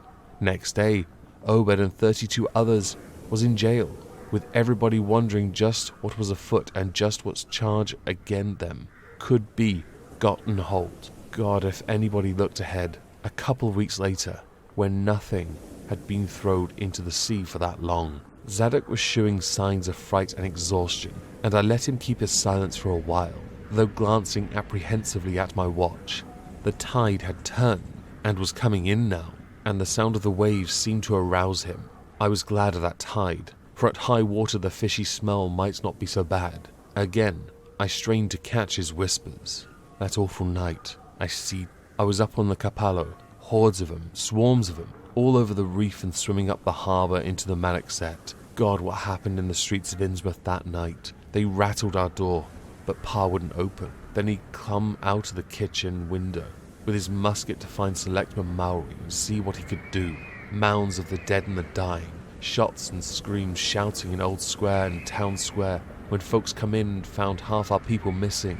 Nobody left but them, as would jine with the Obed and about things or else keep quiet. Never heard of my Pa no more. The old man was panting and perspiring profusely. His grip on my shoulder tightened. Everything cleaned up in the morning, but there were traces. Obed, he kinda takes charge and says things are going to be changed. Others will worship with us at meeting time, and certain houses he's got to entertain guests. They wanted to mix like they'd done with the Kanakis, and he, for one, didn't feel bound to stop them. Far gone was Obed, just like a crazy man on the subject. He says they brung us fish and treasure, and should have what they hanker after. Nothing was to be different on the outside, only we was to keep shy of strangers if we knowed what was good for us. We all had to take oath of Dagon, and later on they were second and third oaths that some of us took. Them as would help special, would get special rewards, gold and such. No use balking, for there was millions of them down there. They'd rather not start rising and wiping out humankind, but if they was gave way and forced to, they could do a lot just towards that. We didn't have them old charms to cut 'em off like folks in the South Sea did, and them Kanakis wouldn't never give away their secrets. Yield up enough sacrifices and savage knickknacks and harbourage in the town when they wanted it, and they'd let well enough alone. Wouldn't bother no strangers as might bear tales outside, that is, without they got prying, or in the band of the faithful Order Dagon, and the children should never die but go back to the Mother Hydra and Father Dagon. What we all come from the Onct, La Cthulhu Fatagan, Feng Lui, Magulna Fa, Cthulhu Rilya, Waga Nagim Fatagan. Old Zadok was fast lapsing into stark raving, and I held my breath. Poor old soul, to what pitiful depths of hallucination had his liquor, plus his hatred of the decay, alienage and disease around him, brought that fertile imaginative brain. He began to moan now, and tears were coursing down his channeled cheeks into the depths of his beard. God, what I have sent, I was 15 years old. Mene tekel up Hasen. The folks as was missing, and them as kilt themselves, them as told things in Arkham or Ipswich or such places was all called crazy, like you're calling me right now. But God, what I see, they'd have killed me long ago for what I know. Only I took the first and second oaths of Dagon offered by Obed. So was perfected unless in a jury of them proved I told things knowing and deliberate. But I wouldn't take the third oath. I'd have died rather than take that. I got worse around Civil War time, when children born since 46 began to grow up. Some of them, that is. I was afraid. Never did no prying after that awful night, and never seen one of them close to in all my life. That is, never no full-bodied one. I went to the war, and after I had any guts to sense, I'd never come back, but settled away from here. But folks wrote me things wasn't so bad. That, I suppose, was because government draftmen was in town after 63. After the war, it was just as bad again. People began to fall off. Mills and shops shut down, shipping stopped, and the harbour choked up. Railroad give up, but they never stopped swimming in about of the river from that cursed reef of Satan, and more Attic winders got boarded up. and more noises were heard in houses, as wasn't supposed to have nobody in them. Folks outside have their stories about us. Suppose you've heard plenty of them, seeing what questions you've asked. Stories about things they've seen now and then, and about that queer jewellery that still comes in from somewheres and ain't quite all melted up. But nothing never gilt's definite. Nobody'll believe nothing. They call them gold like things pirates loot, and allow the Innsmouth folk as foreign blood or is distempered or something. Besides, them that lives here shoo off as many strangers as they can, and encourage the rest not to get very curious, especially around night time. Beasts balk at the critters, hosses, wusses, mules, but when they got autos, that was all right. In 46, Captain Obed took a second wife that nobody in the town never see. Some says he didn't want to, but was made to by them as he'd called in, had 3 children by her. 2 has disappeared young, but one girl has looked like anybody else and was educated in Europe. Obed finally got her married off by a trick to an Arkham fella, as he didn't suspect nothing, but nobody outside will ever nothing to do with the Innsmouth folk now. Barnabas Marsh, that runs the refinery now, is Obed's grandson by his first wife, son of one Cyphorus, his eldest son, but his mother was another of them, as one never seed outdoors. Right now Barnabas is about changed, can't shut his eyes no more, and is all out of shape. Some say he still wears clothes, but he'll take to the water soon. Maybe he's tried it already. They do sometimes go down for little spells before they go there for good. Ain't been seed about in public for nigh on 10 year. Don't know how his poor wife feel, kin. She come from Ipswich, and they nigh lynched Barnabas when he courted her 50-odd years ago. Obed, he died in 78, and all the next generation is gone now. The first wife's children dead, and the rest God knows. The sound of the incoming tide was now very insistent, and little by little it seemed to change the old man's mood, from maudlin tearfulness to watchful fear. He would pause now and then to renew those nervous glances over his shoulder, or out toward the reef, and despite the wild absurdity of his tale, I could not help beginning to share his vague apprehensiveness. Zadok grew chiller, and seemed to be trying to whip up his courage with louder speech. Hey you, why don't you try saying something? How'd you like to be living in a town like this, with everything a-rotting and dying, and boarded up monsters crawling and bleating and barking and hopping, around black cellars and attics, every way you turn? Hey, how'd you like to hear the howling night after night from the churches and the Order of Dagon Hall, and know what's doing part of the howling? How'd you like to hear what comes from that awful reef every May Eve and Halloween? Hey, think the old man's crazy, huh? Well, sir, let me tell you that ain't the worst. Zadok was really screaming now, and the mad frenzy of his voice disturbed me more than I cared to own. Curse you, don't you see they're staring at me with them eyes? I tell Obed Marsh is in hell and he's got to stay there. In hell, I says. Can't get me. I haven't done nothing nor told nobody nothing. Oh, you young fella. Well, if I haven't told you nothing yet, I'm going to tell you now. You just sit still and listen to me, boy. This is what I ain't ever told nobody. I says I didn't do no prying after that night, but I found things about just the same. You want to know what the real horror is? Hey? Well, it's this. It ain't them fish devils he's done, but what they're going to do. They're bringing things up out of where they come from into the town. Been doing it for years and slackening up lately. Them houses north of the river, betwixt Waters and Main Street, is full of them. Them devils, and what they brung and what they get already. I say when they get ready. Ever heard tell of a shoggoth? Hey, d'ye hear me? I tell you, I know what them things be. I seen another one of them when the hideousness, suddenness, and inhuman frightfulness of the old man's shriek almost made me faint. His eyes, looking past me toward the malodorous sea, were positively starting from his head, while his face was a mask of fear worthy of Greek tragedy. His bony claw dug monstrously into my shoulder, and he made no motion as I turned my head to look at whatever he had glimpsed. There was nothing that I could see, only the incoming tide, with perhaps one set of ripples more local than the long-flung line of breaker. But now Zadok was shaking me, and I turned back to watch the melting of that fear-frozen face into a chaos of twitching eyelids and mumbled gums. Presently his voice came back, albeit as a trembling whisper. Get out, they've seen us. Get out for your life. Don't wait for nothing. They know now. Run for it. Quick. Out of this town. Another heavy wave dashed against the loosening masonry of the bygone wharf, and then changed the mad ancient's whisper to another inhuman and blood-curdling scream. Before I could recover my scattered wits, he had relaxed his clutch on my shoulder and dashed wildly inland toward the street, reeling northward around the ruined warehouse wall. I glanced back at the sea, but there was nothing there, and when I reached Water Street and looked along it toward the north, there was no remaining trace of Zadok Allen. Chapter 4. I can hardly describe the mood in which I was left by this harrowing episode. An episode at once mad and pitiful, grotesque and terrifying.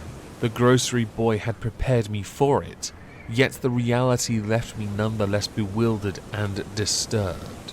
Puerile though the story was, old Zadok's insane earnestness and horror had communicated to me a mounting unrest, which joined with my earlier sense of loathing for the town and its blight of intangible shadow. Later I might sift the tale and extract some nucleus of historic allegory. Just now, I wished to put it out of my head. The hour had grown perilously late. My watch said 7:15, and the Arkham bus left Town Square at 8. So I tried to give my thoughts as neutral and practical a cast as possible, meanwhile walking rapidly through the deserted streets of gaping roofs and leaning houses toward the hotel where I had checked my valise and would find my bus. Though the golden light of late afternoon gave the ancient roofs and decrepit chimneys an air of mystic loveliness and peace, I could not help glancing over my shoulder now and then. I would surely be very glad to get out of malodorous and fear-shadowed Innsmouth, and wished there was some other vehicle than the bus driven by that sinister-looking fellow sergeant. Yet I did not hurry too precipitately, for there were architectural details worth viewing at every silent corner, and I could easily, I calculated, cover the necessary distance in half an hour, studying the grocery youth's map and seeking a route I had not traversed before. I chose Marsh Street instead of State for my approach to Town Square. Near the corner of Fall Street, I began to see scattered groups of furtive whisperers, and when I finally reached the square, I saw that almost all the loiterers were congregated around the door of the Gilman house. It seemed as if many bulging, watery, unwinking eyes looked oddly at me as I claimed my valise in the lobby, and I hoped that none of these unpleasant creatures would be my fellow passengers on the coach. The bus, rather early, rattled in with 3 passengers somewhat before 8, and an evil-looking fellow on the sidewalk muttered a few indistinguishable words to the driver. Sergeant threw out a mailbag and a roll of newspapers and entered the hotel, while the passengers, the same men whom I had seen arriving in Newburyport that morning, shambled to the sidewalk and exchanged some faint, guttural words with a loafer in a language I could have sworn was not English. I boarded the empty coach and took the same seat I had taken before, but was hardly settled before Sergeant reappeared and began mumbling in a throaty voice a peculiar repulsiveness. I was, it appeared, in very bad luck. There had been something wrong with the engine, despite the excellent time made from Newburyport, and the bus could not complete the journey to Arkham. No, it could not possibly be repaired that night, nor was there any other way of getting transportation out of Innsmouth, either to Arkham or elsewhere. Sergeant was sorry, but I would have to stop over at the Gilman. Probably the clerk would make the price easy for me, but there was nothing to do. Almost dazed by this sudden obstacle, and violently dreading the fall of night in this decaying and half-unlighted town, I left the bus and re-entered the hotel lobby, where the sullen, queer-looking night clerk told me I could have room 428 on next the top floor, large but without running water, for $1. Despite what I had heard of this hotel in Newburyport, I signed the register, paid my $1, let the clerk take my valise, and followed that sour, solitary attendant up 3 creaking flights of stairs, past dusty corridors which seemed wholly devoid of life. My room, a dismal rear one with 2 windows and bare cheap furnishings, overlooked a dingy courtyard otherwise hemmed in by low deserted brick blocks, and commanded a view of decrepit, westward stretching roofs, with a marshy countryside beyond. At the end of the corridor was a bathroom, a discouraging relic, with ancient marble bowl, tin tub, faint electric light, and musty wooden panelling around all the plumbing fixtures. It still being daylight, I descended to the square and looked around for a dinner of some sort, noticing as I did so the strange glances I received from the unwholesome loafers. Since the grocery was closed, I was forced to patronize the restaurant I had shunned before. A stooped, narrow-headed man with staring, unwinking eyes, and a flat-nosed wench, with unbelievably thick, clumsy hands being in attendance. The service was of the counter type, and it relieved me to find that much was evidently served from cans and packages. A bowl of vegetable soup with crackers was enough for me, and I soon headed back for my cheerless room at the Gilman, getting an evening paper and a fly-specked magazine from the evil-visaged clerk at the rickety stand behind his desk. As twilight deepened, I turned on one feeble electric bulb over the cheap iron-framed bed, and tried as best I could to continue the reading I had begun. It felt advisable to keep my mind wholesomely occupied, for it would not do to brood over the abnormalities of this ancient blight-shadowed town while I was still within its borders. The insane yarn I had heard from the aged drunkard did not promise very pleasant dreams, and I felt I must keep the image of his wild, watery eyes as far as possible from my imagination.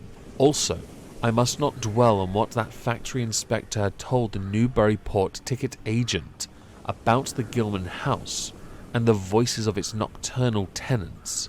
Not on that, nor on the face beneath the tiara in the black church doorway, the face of whose horror my conscious mind could not account. It would perhaps have been easier to keep my thoughts from disturbing topics had the room not been so gruesomely musty. As it was, the lethal mustiness blended hideously with the town's general fishy odour, and persistently focused one's fancy on death and decay. Another thing that disturbed me was the absence of a bolt on the door of my room. One had been there, as marks clearly shewed, but there were signs of recent removal. No doubt it had become out of order, like so many other things in this decrepit edifice. In my nervousness, I looked around and discovered a bolt on the clothes press, which seemed to be of the same size, judging from the marks, as the one formerly to the door. To gain a partial relief from the general tension, I busied myself by transferring this hardware to the vacant place with the aid of a handy 3-in-1 device, including a screwdriver, which I kept on my keyring.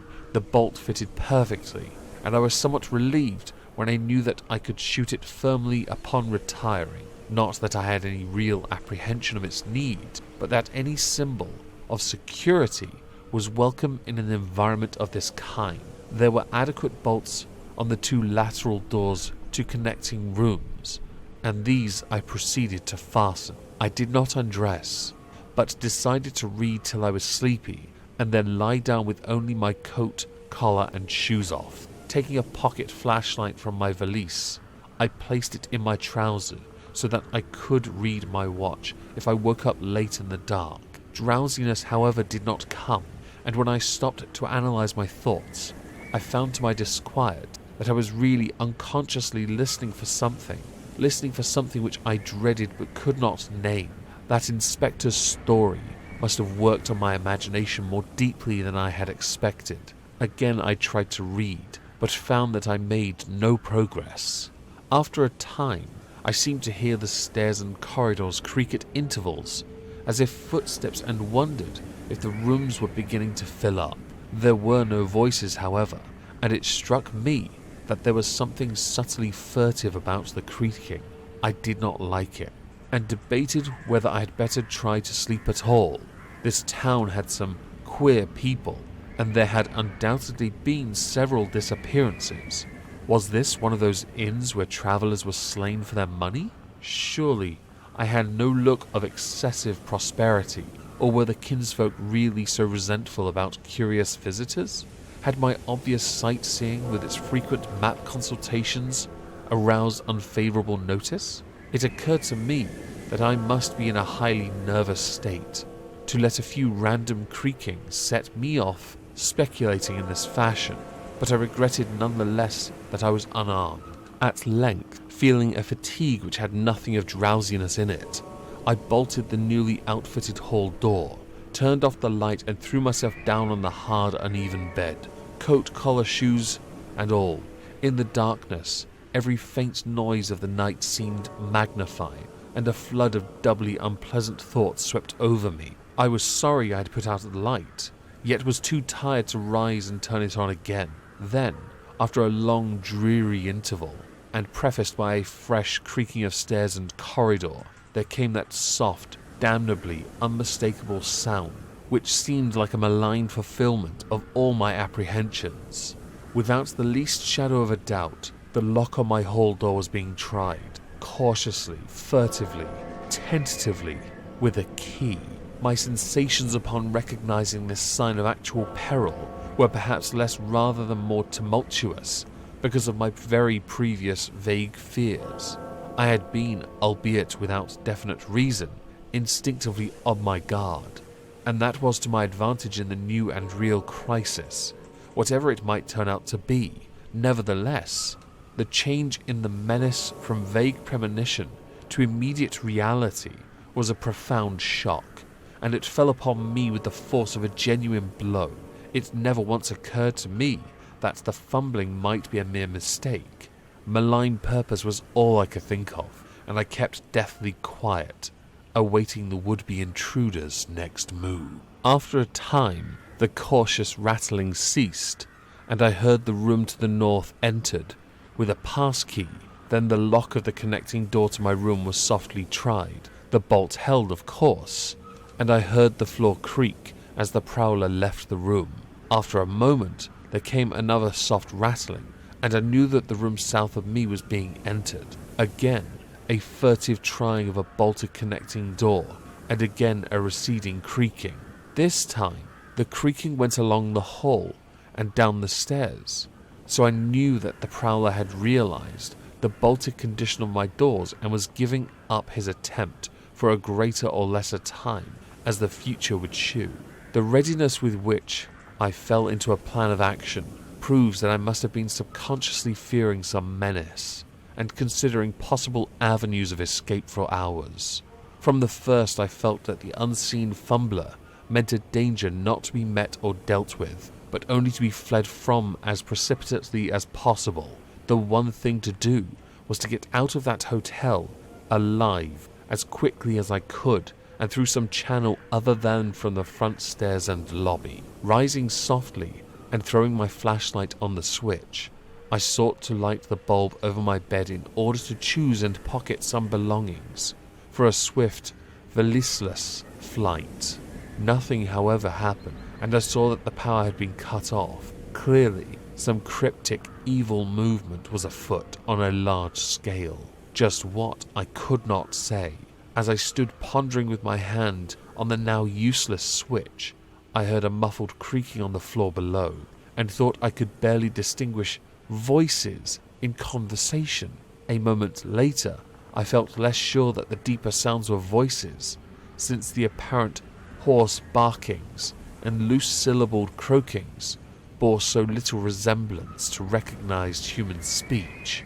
Then I thought, with renewed force, of what the factory inspector had heard in the night in his mouldering and pestilential building. Having filled my pockets with the flashlight's aid, I put on my hat and tiptoed to the window to consider chances of descent. Despite the state safety regulations, there was no fire escape on this side of the hotel, and I saw my windows commanded only a sheer 3-story drop to the cobbled courtyard. On the right and left, however, some ancient brick business blocks abutted on the hotel, their slant roofs coming up to a reasonable jump distance from my 4th-story level.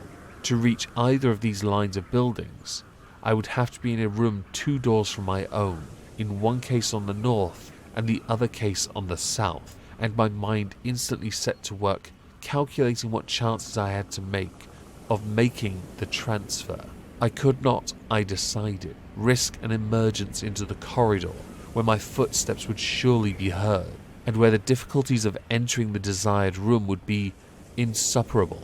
My progress, if it was to be made at all, would have to be through the less solidly built connecting doors of the rooms, the locks and bolts of which I would have to force violently, using my shoulder as a battering ram whenever they were set against me. This, I thought, would be possible owing to the rickety nature of the house and its fixtures, but I realized I could not do it noiselessly. I would have to count on sheer speed, and the chance of getting to a window before any hostile forces became coordinated enough to open the right door toward me with a passkey.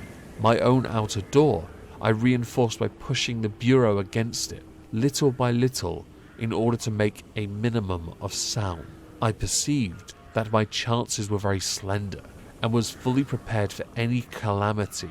Even getting to another roof would not solve the problem, for there would remain the task of reaching the ground and escaping from the town. One thing in my favour was the deserted and ruinous state of the abutting buildings, and the number of skylights gaping blackly open in each row. Gathering from the grocery boy's map that the best route out of town was southward, I glanced first at the connecting door on the south side of the room. It was designed to open in my direction, hence I saw, after drawing the bolt and finding other fastenings in place, it was not a favourable one for forcing. Accordingly, abandoning it as a route, I cautiously moved the bedstead against it to hamper any attack which might be made on it later from the next room. The door on the north was hung to open away from me, and this, though a test, proved it to be locked or bolted from the other side, I knew must be my route. If I could gain the roofs of the buildings in Payne Street and descend successfully to the ground level, I might perhaps dart through the courtyard and the adjacent or opposite buildings to Washington or Bates, or else emerge in Payne and edge around southward into Washington. In any case, I would aim to strike Washington somehow and get quickly out of the town square region. My preference would be to avoid Payne, since the fire station there might be open all night. As I thought of these things, I looked out over the squalid sea of decaying roofs below me, now brightened by the beams of a moon not much past full. On the right, the black gash of the river gorge clove the panorama, abandoned factories and railway station clinging barnacle-like to its sides. Beyond it, the rusted railway and the Rowley Road led off through a flat, marshy terrain dotted with islets of higher and drier scrub-grown land. On the left, the creek-treaded countryside was nearer, the narrow road to Ipswich gleaming white in the moonlight. I could not see from my side of the hotel the southward route toward Arkham which I had determined to take. I was irresolutely speculating on when I had better attack the northward door, on how I could least audibly manage it, when I noticed that the vague noises underfoot had given place to a fresh and heavier creaking of the stairs. A wavering flicker of light shooed through my transom, and the boards of the corridor began to groan with a ponderous low. Muffled sounds of possible vocal origin approached, and at length a firm knock came at my outer door. For a moment, I simply held my breath and waited. Eternity seemed to elapse, and the nauseous, fishy odour of my environment seemed to mount suddenly and spectacularly. Then the knocking was repeated continuously and with growing insistence. I knew that the time for action had come, and forthwith drew the bolt of the northward connecting door, bracing myself for the task of battering it open. The knocking waxed louder, and I hoped that its volume would cover the sound of my efforts. At last, beginning my attempt, I lunged again and again at the thin panelling with my left shoulder, heedless of shock or pain. The door resisted even more than I expected, but I did not give in, and all the while the clamour at the outer door increased. Finally the connecting door gave, but with such a crash that I knew those outside must have heard. Instantly, the outside knocking became a violent battering, while keys sounded ominously in the hall doors of the rooms on both sides of me. Rushing through the newly opened connection, I succeeded in bolting the northerly hall door from the lock could be turned, but even as I did so, I heard the hall door of the third room, the one from whose window I had hoped to reach the roof below, being tried with a pass key. For an instant I felt absolute despair, since my trapping in a chamber with no window egress seemed complete. A wave of almost abnormal horror swept over me, and invested with a terrible but unexplainable singularity. The flashlight glimpsed dust prints made by the intruder who had lately tried my door from this room. Then, with a dazed automatism which persisted despite hopelessness, I made for the next connecting door and performed the blind motion of pushing at it in an effort to get through, and granting that fastenings might be as providentially intact as in this second room, bolt the whole door before the lock could be turned from outside. Sheer fortunate chance gave me my reprieve, for the connecting door before me was not only unlocked, but actually ajar. In a second I was through, and had my right knee and shoulder against the hall door, which was visibly opening inward. My pressure took the opener off guard, for the thing shut as I pushed, so that I could slip the well-conditioned bolt I had done with the other door. As I gained this respite, I heard the battering at the two other doors abate, while a confused clatter came from the connecting door I had shielded with the bedstead. Evidently, the bulk of my assailants had entered the southerly room and were amassing in a lateral attack. But at the same moment, a pass key sounded in the next door to the north, and I knew that a nearer peril was at hand. The northward connecting door was wide open, but there was no time to think about checking the already turning lock in the hall. All I could do was shut and bolt the opening connecting door, as well as its mate on the opposite side, pushing a bedstead against the one and a bureau against the other, and moving a washstand in front of the hall door. I saw, trust to such makeshift barriers to shield me till I could get out of the window and on the roof of the Payne Street block. But even in this acute moment, my chief horror was something apart from the immediate weakness of my defences. I was shuddering because not one of my pursuers, despite some hideous pantings, gruntings and subdued barkings at odd intervals, was uttering an unmuffled or intelligible vocal sound.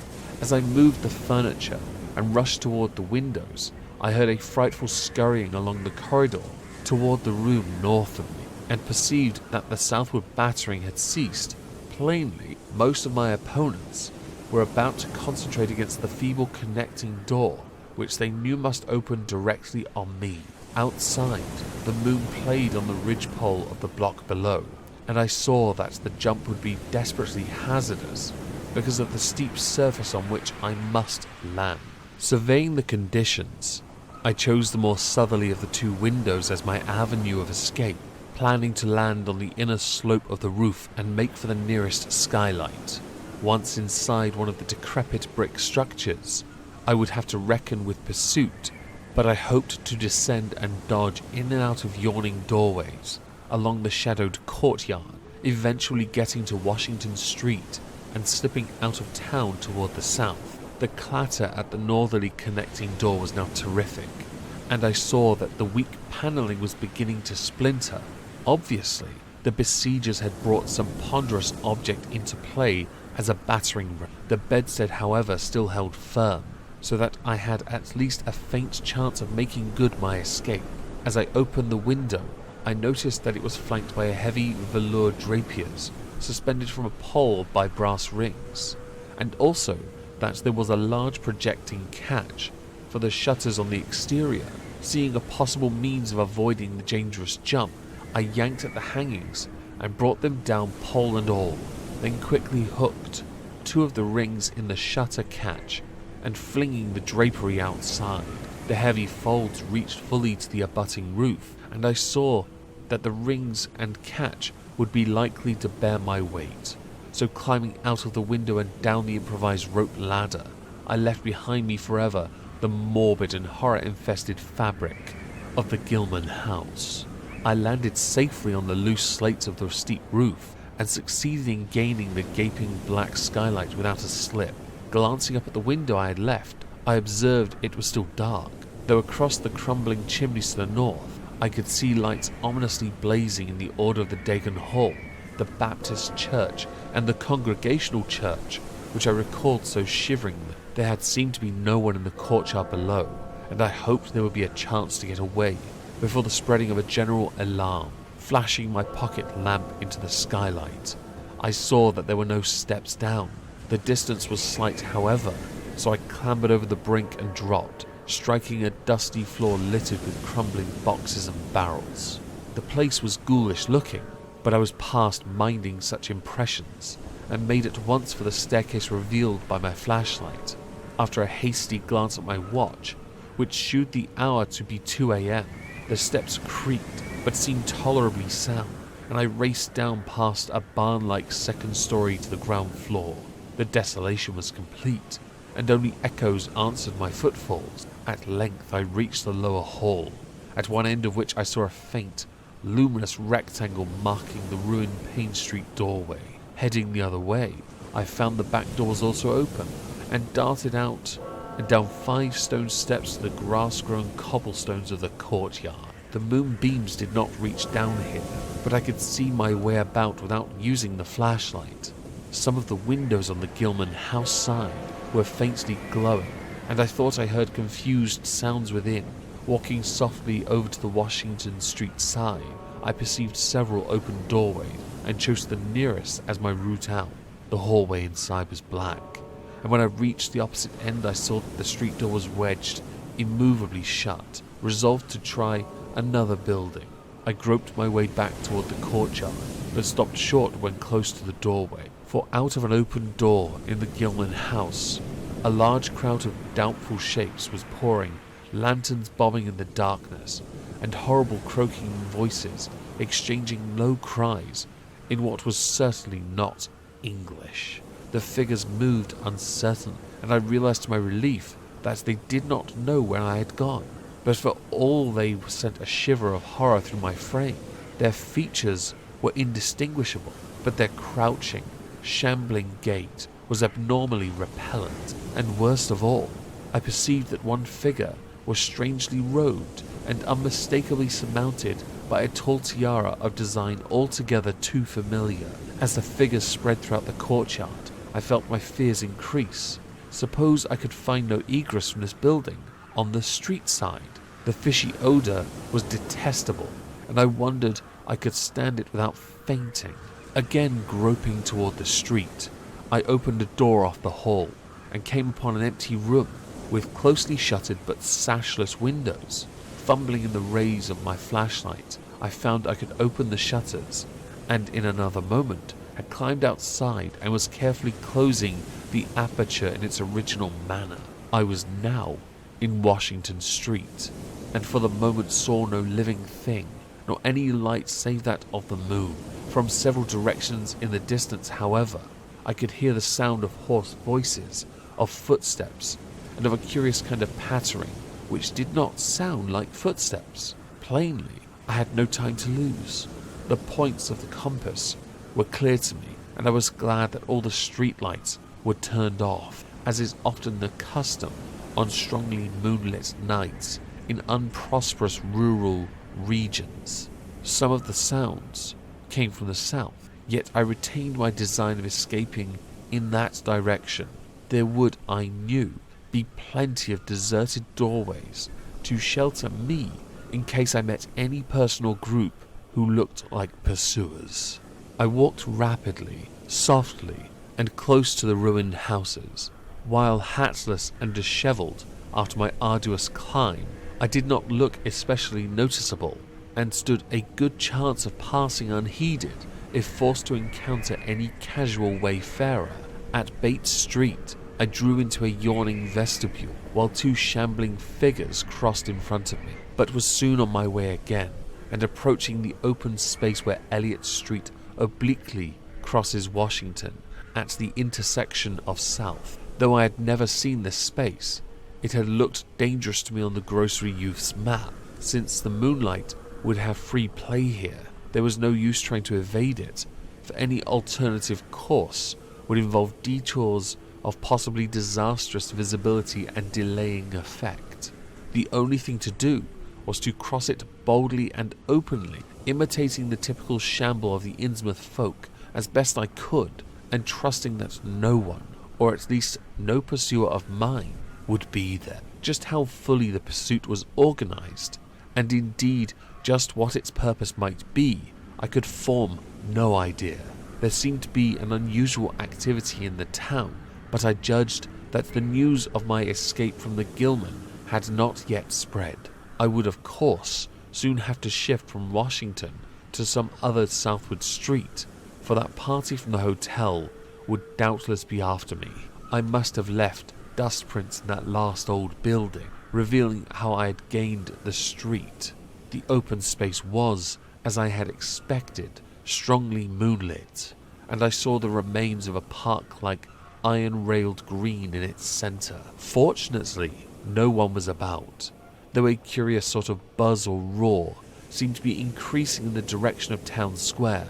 South Street was very wide, leading directly down a slight declivity to the waterfront and commanding a long view out at sea, and I hoped that no one would be glancing up at it from afar as I crossed in the bright moonlight. My progress was unimpeded, and no fresh sound arose to hint that I had been spied. Glancing about me, I voluntarily let my pace slacken for a second to take in the sight of the sea, gorgeous in the burning moonlight at the street's end. Far out beyond the breakwater was the dim dark line of Devil's Reef, and as I glimpsed it, I could not help but think of all the hideous legends I had heard in the last 34 hours. Legends which portrayed this ragged rock as a veritable gateway to realms of unfathomed horror and inconceivable abnormality. Then, without warning, I saw the intermittent flashes of light on the distant reef. They were definite and unmistakable, and awaked in my mind a blind horror beyond all rational proportion. My muscles tightened for panic flight, held in only by certain unconscious caution and half-hypnotic fascination. And to make matters worse, there now flashed forth from the lofty cupola of the Gilman house, which loomed up to the northeast behind me, a series of analogous, though differently spaced gleams, which could be nothing less than an answering signal. Controlling my muscles, and realizing afresh how plainly visible I was, I resumed my brisker and feignedly shambling pace, though keeping my eyes on that hellish and ominous reef as long as the opening of South Street gave me a seaward view. What the whole proceeding meant, I could not imagine, unless it involved some strange rite connected with Devil Reef, or unless some party had landed from a ship on that sinister rock, and now bent to the left around the ruinous green, still gazing toward the ocean as it blazed in the spectral summer moonlight, and watching the cryptical flashing of those nameless, unexplainable beacons. It was then that the most horrible impression of all was borne in upon me, the impression which destroyed my last vestige of self-control and set me running frantically southward past the yawning black doors and fishily staring windows of that deserted nightmare street. For at a closer glance, I saw that the moonlit waters between the reef and the shores were far from empty. They were alive, with a teeming horde of shapes swimming inward toward the town, and even at my vast distance, and in my single moment of perception, I could tell that the bobbing heads and flailing arms were alien and aberrant, in a way scarcely to be expressed or consciously formulated. My frantic running ceased before I had covered a block. At my left I began to hear something like the hue and cry of organized pursuit. There were footsteps and guttural sounds, and a rattling motor wheezed south along Federal Street.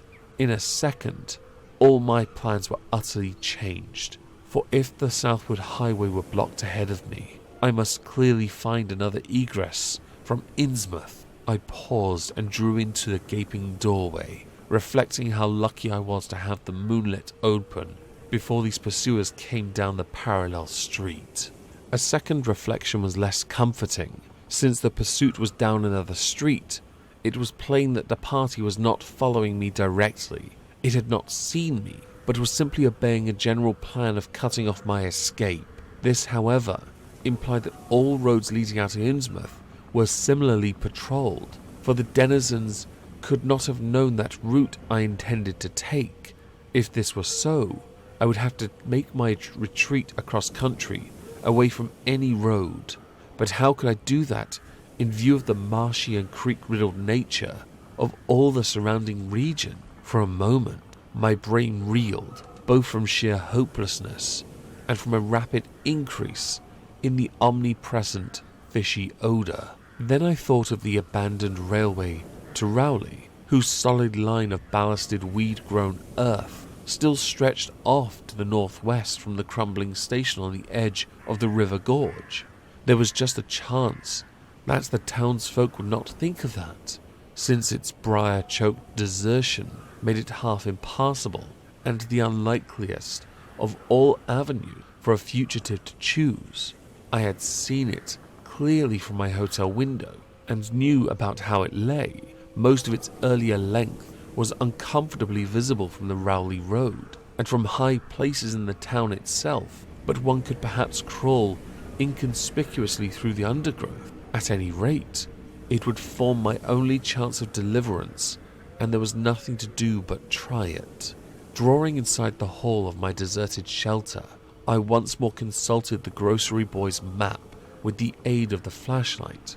The immediate problem was how to reach the ancient railway, and I now saw that the safest route was ahead to Babson Street, then west to Lafayette, there edging around but not crossing an open space homologous to the one I had traversed, and subsequently back northward and westward in a zigzagging line through Lafayette, Bates, Adams, and Bank Streets, the latter skirting the river gorge to the abandoned and dilapidated station I had seen from my window. The reason for going ahead to Babson was that I wished neither to recross the earlier open space, nor to begin my westward course along a cross street as broad as south. Starting once more, I crossed the street to the right-hand side in order to edge around into Babson as inconspicuously as possible. Noises still continued in Federal Street, and as I glanced behind me, I thought I saw a gleam of light near the building through which I had escaped. Anxious to leave Washington Street, I broke into a quiet dog trot, trusting to luck not to encounter any observing eye. Next, the corner of Babson Street. I saw to my alarm that one of the houses was still inhabited, as attested by curtains at the window, but there were no lights within, and I passed it without disaster. In Babson Street, which crossed Federal and might thus reveal to me any searchers, I clung as closely as possible to the sagging, uneven buildings, twice pausing in a doorway as the noises behind me momentarily increased. The open space ahead shone wide and desolate under the moon, but my route would not force me to cross it. During my second pause, I began to detect a fresh distribution of the vague sound, and upon looking cautiously out from cover, beheld a motor car darting across the open space, bound outward along Elliott Street, which there intersects both Babson and Lafayette. As I watched, choked by a sudden rise in the fishy odour after a short abatement, I saw a band of uncouth, crouching shapes loping and shambling in the same direction, and knew that this must be the party guarding the Ipswich Road, since that highway forms an extension of Elliott Street. Two of the figures I glimpsed were in voluminous robes, and one wore a peaked diadem which glistened whitely in the moonlight. The gait of this figure was so odd that it sent a chill through me, for it seemed to me the creature was almost hopping. When the last of the band was out of sight, I resumed my progress, darting around the corner into Lafayette Street, and crossing Elliott very hurriedly, lest stragglers of the party be still advancing along that thoroughfare. I did hear some croaking and clattering sounds far off toward Town Square, but accomplished the passage without disaster. My greatest dread was in recrossing broad and moonlit South Street with its seaward view, and I had to nerve myself for the ordeal. Someone might easily be looking, and possible Elliott Street stragglers could not fail to glimpse me from either of 2 points. At the last moment, I decided I had better slacken my trot and make the crossing as before in the shambling gait of an average Innsmouth native.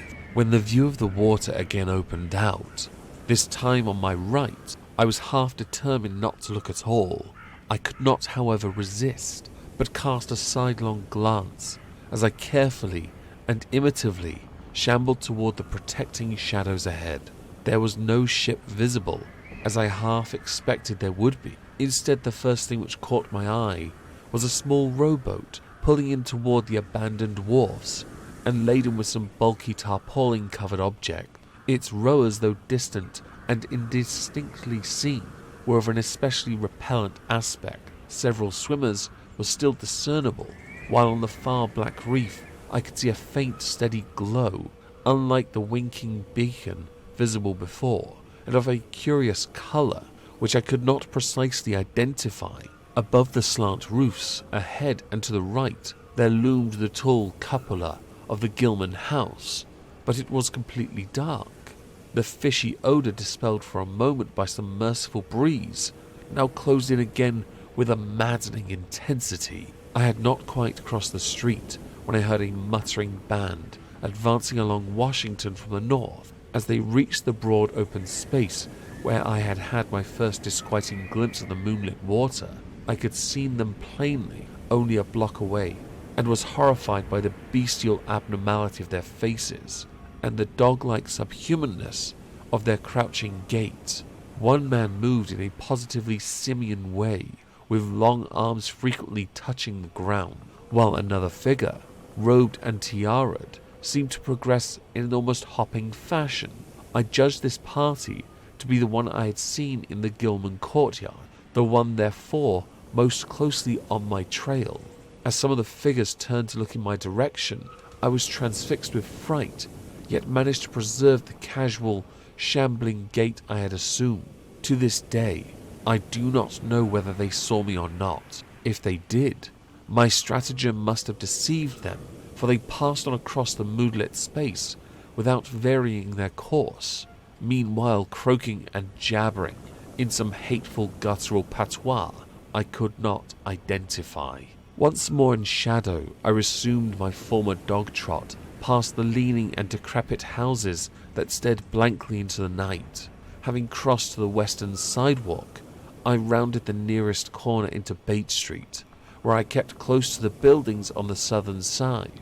I passed 2 houses, showing signs of habitation, one of which had faint lights in upper rooms, yet met with no obstacle. As I turned into Adams Street, I felt measurably safer, but received a shock when a man reeled out of a black doorway directly in front of me. He proved, however, to be too hopelessly drunk to be a menace, so then I reached the dismal ruins of the Bank Street warehouse in safety. No one was stirring in that dead street beside the river gorge, and the roar of the waterfalls quite drowned my footsteps. It was a long dog trot to the ruined station, and the great brick warehouse walls around me seemed somehow more terrifying than the fronts of private houses. At last, I saw the ancient arcaded station, or what was left of it, and made directly for the tracks that started from its farther end. The rails were rusty, but mainly intact, and no more than half the ties had rotted away.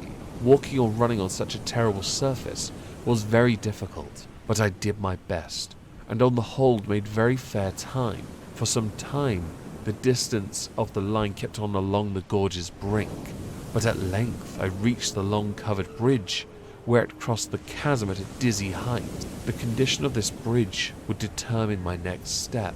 If humanly possible, I would use it. If not, I would have to risk more street wandering and take the nearest intact highway bridge. The vast barn-like length of the old bridge gleamed spectrally in the moonlight, and I saw that the ties were safe for at least a few feet within. Entering, I began to use my flashlight and was almost knocked down by the cloud of bats that flapped past me. About halfway across, there was a perilous gap in the ties, which I feared for a moment would halt me, but in the end, I risked a desperate jump, which fortunately succeeded. I was glad to see the moonlight again when I emerged from that macabre tunnel. The old tracks crossed River Street at grade and at once veered off into a region increasingly rural and with less and less of Innsmouth's abhorrent fishy odour. Here, the dense growth of reeds, weeds and briars hindered me and cruelly tore my clothes, but I was nonetheless glad that they were there to give me concealment in case of peril. I knew that much of my route must be visible from the Rowley Road. The marshy region began very shortly, with the single track on a low grassy embankment where the reedy growth was somewhat thinner. Then came a sort of island of higher ground where the line passed through a shallow open cut, choked with bushes and brambles. I was very glad of this partial shelter, since at this point the Rowley Road was uncomfortably near according to my window view. At the end of the cut, it would cross the track and swerve off to a safer distance. But meanwhile, I must be exceedingly careful. I was, by this time, thankfully certain that the railway itself was not patrolled. Just before entering the cut, I glanced behind me, but saw no pursuer. The ancient spires and roofs of decaying Innsmouth gleamed lovely and ethereal in the magic yellow moonlight, and I thought of how they must have looked in the old days before the shadow fell. Then, as my gaze circled inland from the town, something less tranquil arrested my notice and held me immobile for a second. What I saw was a disturbing suggestion of undulant motion far to the south, a suggestion which made me conclude that a very large horde must be pouring out of the city along the level Ipswich Road. The distance was great, and I could distinguish nothing in detail, but I did not at all like the look of that moving column.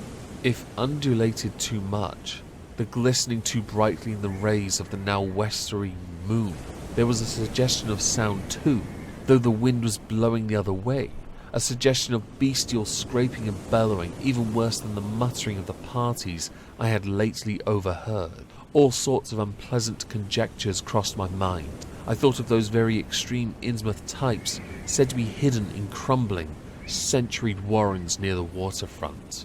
I thought, too, of those nameless swimmers I had seen, counting the parties so far glimpsed, as well as those presumably covering other roads. The number of my pursuers must be strangely large for a town as depopulated as Innsmouth. Whence could come the dense personnel of such a column as I now beheld? Did some ancient unplumbed warrens teem with a twisted, uncatalogued and unsuspected life? Or had some unseen ship indeed landed a legion of unknown outsiders from that hellish reef? Who were they? Why were they there? And if such a column of them was scouring the Ipswich Road, would the patrols on the other roads be likewise augmented? I had entered the brush-grown cut and was struggling along at a very slow pace when that damnable fishy odour again waxed dominant. Had the wind suddenly changed eastward so that it blew in from the sea and over the town? It must have, I concluded, since I now began to hear shocking guttural murmurs from that hitherto silent direction. There was another sound too, a kind of wholesale colossal flopping or pattering which somehow called up images of the most detestable sort. It made me think illogical of that unpleasantly undulating column on the far-off Ipswich Road, and then both stench and sounds grew stronger, so that I paused shivering and grateful for the cut's protection. It was here I recalled that the Rowley Road drew so close to the old railway before crossing westward and diverging. Something was coming along that road, and I must lie low till its passage and vanishment in the distance. Thank heaven these creatures employed no dogs, for tracking through perhaps that would have been impossible amidst the omnipresent regional odour. Crouched in the bushes of that sandy cleft, I felt reasonably safe, even though I knew the researchers would have to cross the track in front of me, not much more than 100 yards away. I would be able to see them, but they could not, except by malign miracle, see me. All at once, I began dreading to look at them as they passed. I saw the close moonlit space where they would surge by, and had curious thoughts about the irredeemable pollution of that space. They would perhaps be the worst of all Innsmouth types, something one would not care to remember. The stench waxed overpowering, and the noise swelled to a bestial babble of croaking, baying, and barking, without the least suggestion of human speech. Were these indeed the voices of my pursuers? Did they have dogs after all? So far I had seen none of the lower animals in Innsmouth. That flopping or pattering was monstrous. I could not look upon the degenerate creatures responsible for it. I would keep my eyes shut till the sounds receded toward the west. The horde was very close now, the air foul with their hoarse snarlings, and the ground almost shaking with their alien-rhythmed footfalls. My breath nearly ceased to come, and I put every ounce of willpower into the task of holding my eyelids down. I am not even yet willing to say whether what followed was a hideous actuality or only a nightmare hallucination.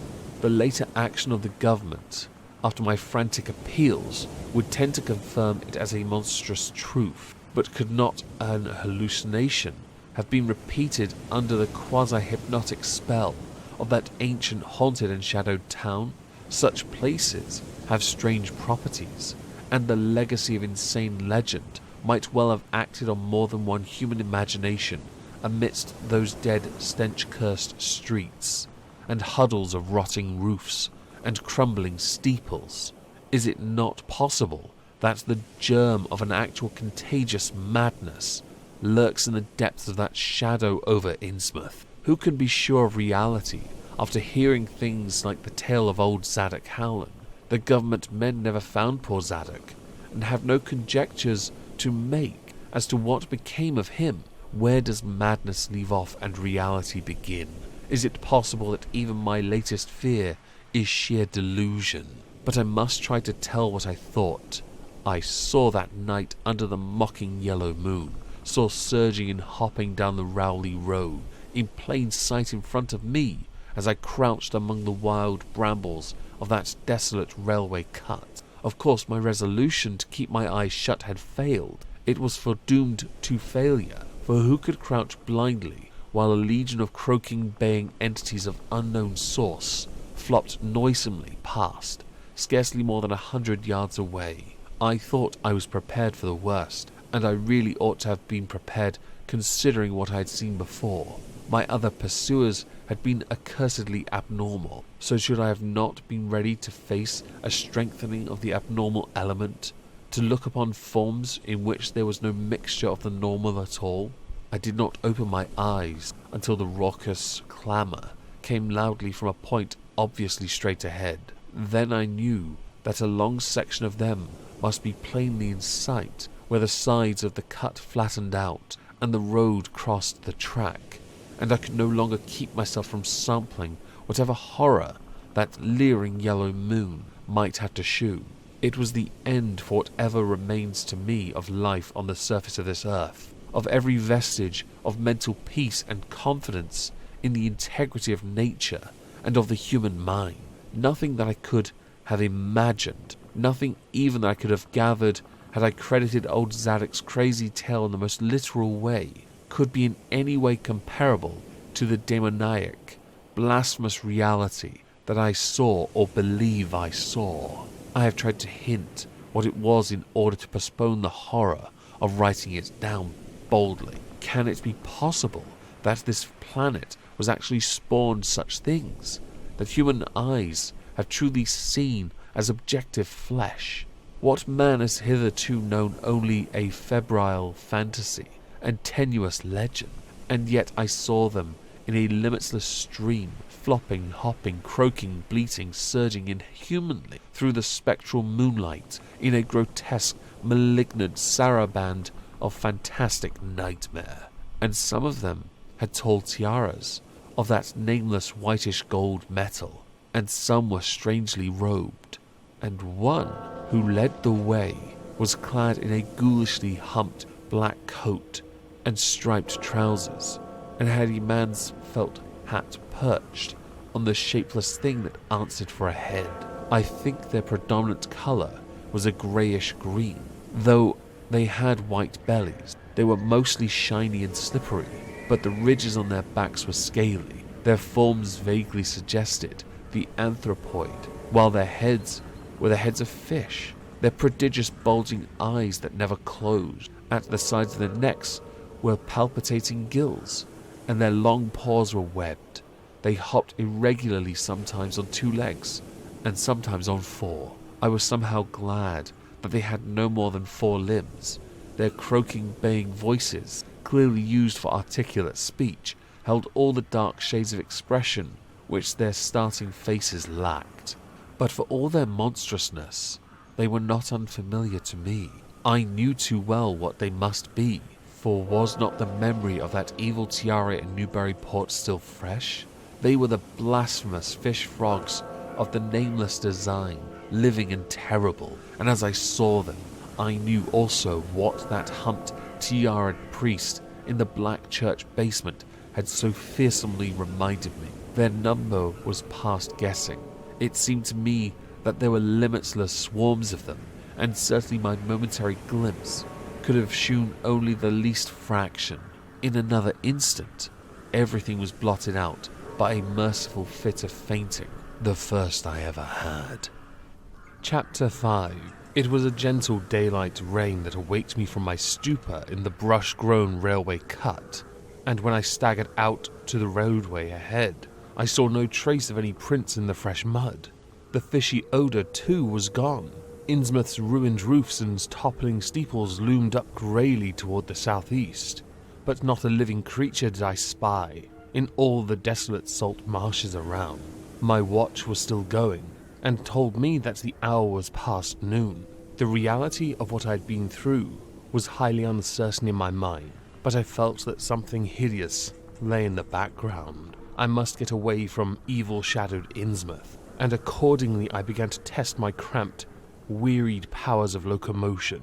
Despite weakness, hunger, horror, and bewilderment, I found myself, after a long time, able to walk, so started slowly along the mudded road to Rowley. Before evening I was in the village, getting a meal and providing myself with presentable clothes. I caught the night train to Arkham, and the next day talked long and earnestly with government officials there, a process I later repeated in Boston. With the main result of these colloquies, the public is now familiar, and I wish for normality's sake there were nothing more to tell. Perhaps it is a madness that is overtaking me, or a greater marvel is reaching out. As may well be imagined, I gave up most of the foreplanned features of the rest of my tour, the scenic, architectural, and antiquarian diversions on which I had counted so heavily, nor did I dare look for that piece of strange jewellery said to be in the Miskatonic University Museum. I did, however, improve my stay in Arkham by collecting some genealogical notes I had long wished to possess. Very rough and hasty data, it is true, but capable of good use later on, when I might have time to collate and codify them. The curator of the Historical Society there, Mr. E. Lapham Peabody, was very courteous about assisting me, and expressed unusual interest when I told him I was a grandson of Eliza Orne of Arkham, who was born in 1867 and had married James Williamson of Ohio at the age of 17. It seemed that a maternal uncle of mine had been there many years before on a quest much like my own, and that my grandmother's family was a topic of some local curiosity. There had, Mr. Peabody said, been considerable discussion about the marriage of her father, Benjamin Orne, just after the Civil War, since the ancestry of the bride was peculiarly puzzling.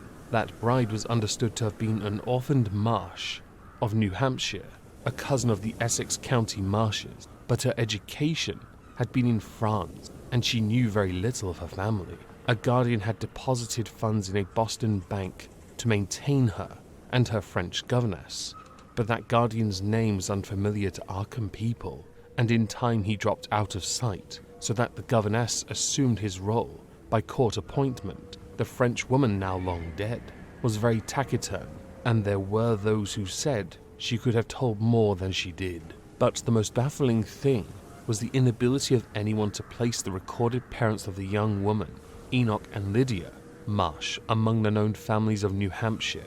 Possibly, many suggested, she was the natural daughter of some Marsh of prominence. She certainly had the true Marsh eyes. Most of the puzzling was done after her early death, which took place at the birth of her grandmother, her only child. Having formed some disagreeable impressions connected with the name of Marsh, I did not welcome the news that it belonged on my own ancestral tree, nor was I pleased when Mr. Peabody suggested that I had the true Marsh eyes myself. However, I was grateful for the data, which I knew would prove valuable, and took copious notes and lists of book references regarding the well-documented Orne family. I went directly home to Toledo from Boston and spent a month at Maumee, recuperating from my ordeal. In September, I entered Oberlin for my final year, and from then till the next June was busy with studies and other wholesome activity, reminded of the bygone terror only by occasional visits from government men in connection with the campaign which my pleas and evidence had started.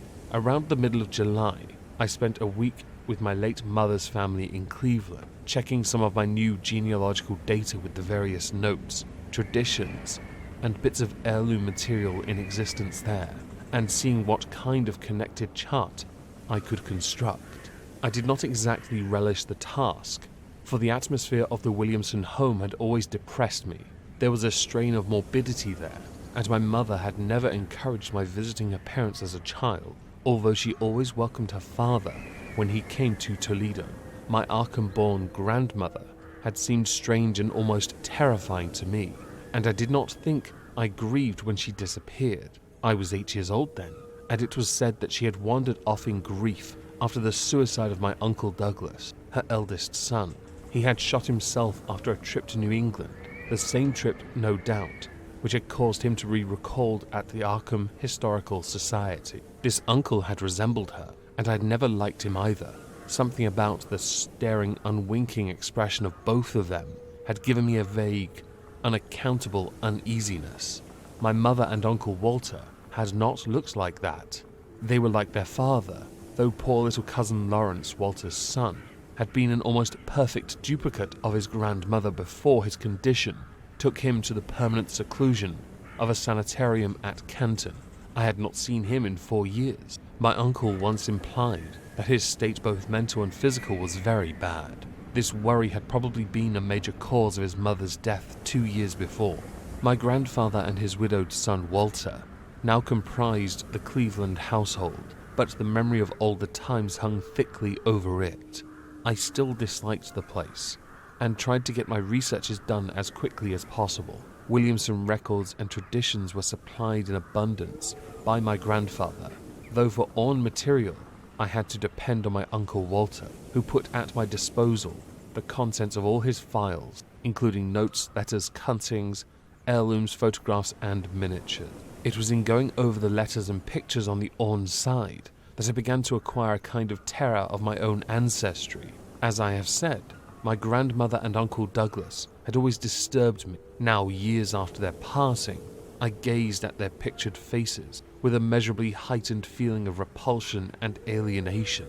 I could not at first understand the change, but gradually a horror sort of comparison began to obtrude itself on my unconscious mind, and despite the steady refusal of my consciousness to even admit the least suspicion of it, it was clear that the typical expression of these faces now suggested something that it had not suggested before. something which would bring stark panic if too openly thought of. But the worst shock came when my uncle shewed me the orned jewellery in a downtown safety deposit vault. Some of the items were delicate and inspiring enough, but there was one box of strange old pieces, descended from my mysterious great-grandmother, which my uncle was almost reluctant to produce.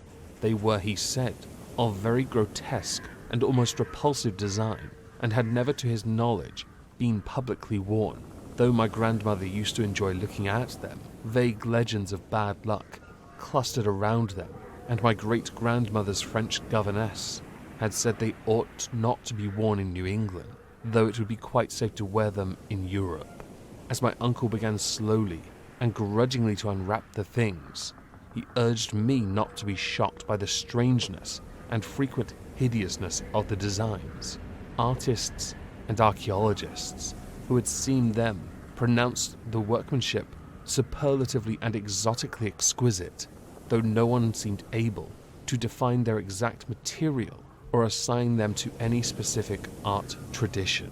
There were 2 armlets, a tiara and a kind of pectoral, the latter having a high-relief set in figures of almost unbearable extravagance. During this description, I had kept a tight rein on my emotions, but my face must have betrayed my mounting fears. My uncle looked concerned and paused in his unwrapping to study my countenance. I motioned him to continue, which he did with renewed signs of reluctance. He seemed to expect some demonstration when the first piece, a tiara, became visible, but I doubt if he expected quite what actually happened. I did not expect it either, for I thought I was thoroughly forewarned regarding what the jewellery would turn out to be. What I did was to faint silently away, just as I had done in that briar-choked railway cut a year before. From that day on, my life has been a nightmare of brooding and apprehension, nor do I know how much is hideous truth and how much is madness. My great-grandmother had been a marsh of unknown source, whose husband lived in Arkham, and did not old Zadok say that the daughter of Obed Marsh, by a monstrous mother, was married to an Arkham man through a trick? What was it the ancient toper had muttered about the likeness of my eyes to Captain Obed's? In Arkham, too, the curator had told me I had the true Marsh eyes. Was Obed Marsh my own great-great-grandfather? Who or what, then, was my great-great-grandmother? But perhaps this was all madness. Those whitish gold ornaments might easily have been brought from some Innsmouth sailor by the father of my great-grandmother, whoever he was. And that look in the staring-eyed faces of my grandmother and self-slain uncle might be sheer fancy on my part, sheer fancy bolstered up by the Innsmouth shadow, which had so darkly coloured my imagination. But why had my uncle killed himself after an ancestral quest in New England? For more than 2 years, I fought off these reflections with partial success.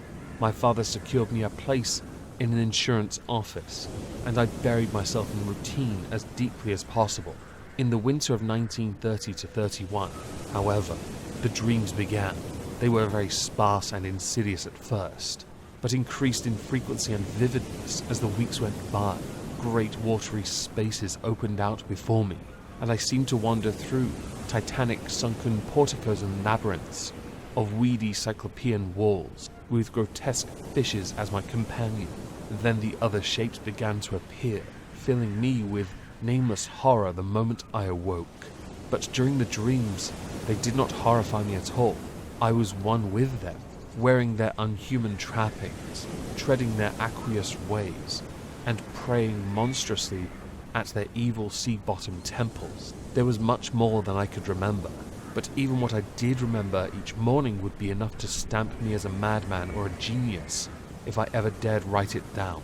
Some frightful influence, I felt, was seeking gradually to drag me out of the sane world of wholesome life into unnameable abysses of blackness and alienage, and the process told heavily on me. My health and appearance grew steadily worse, till finally I was forced to give up my position and adopt the static, secluded life of an invalid. Some odd nervous affliction had me in its grip, and I found myself at times almost unable to shut my eyes. It was then that I began to study the mirror with mounting alarm.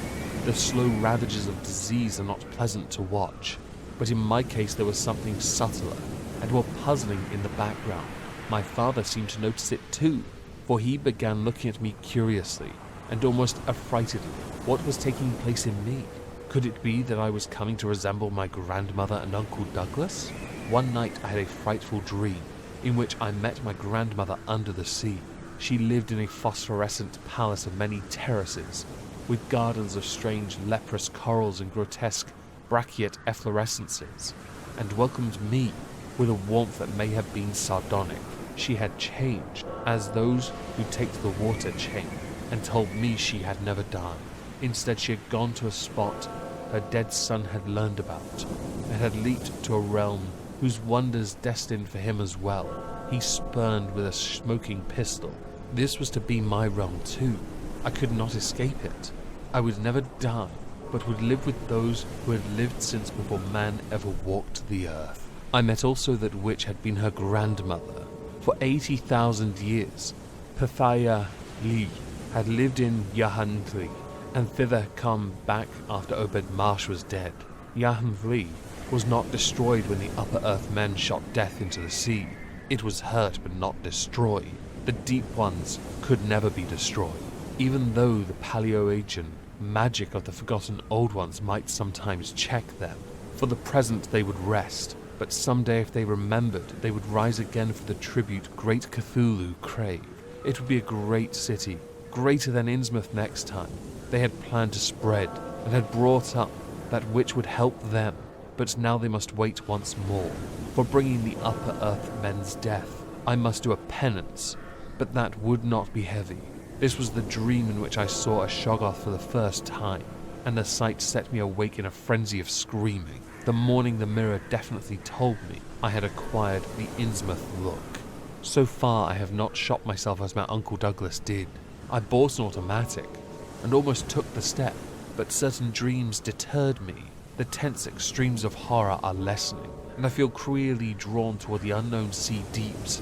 Instead of fearing them, I hear and do strange things in sleep, and awake with a kind of exultation instead of terror. I do not believe I need to wait for the full change as most have waited. If I did, my father would probably shut me up in a sanitarium, as my poor little cousin is shut up. Stupendous and unheard of splendors await me below, and I shall seek them soon. I shall not shoot myself. I cannot be made to shoot myself. I shall plan my cousin's escape from that Canton madhouse, and together we shall go to marvel-shadowed Innsmouth. We shall swim out to that brooding reef in the sea, and dive deep through black abysses, to Cyclopeum and many-columned Yahanli, and in that lair of the Deep Ones, we shall dwell amidst wonder and glory forever.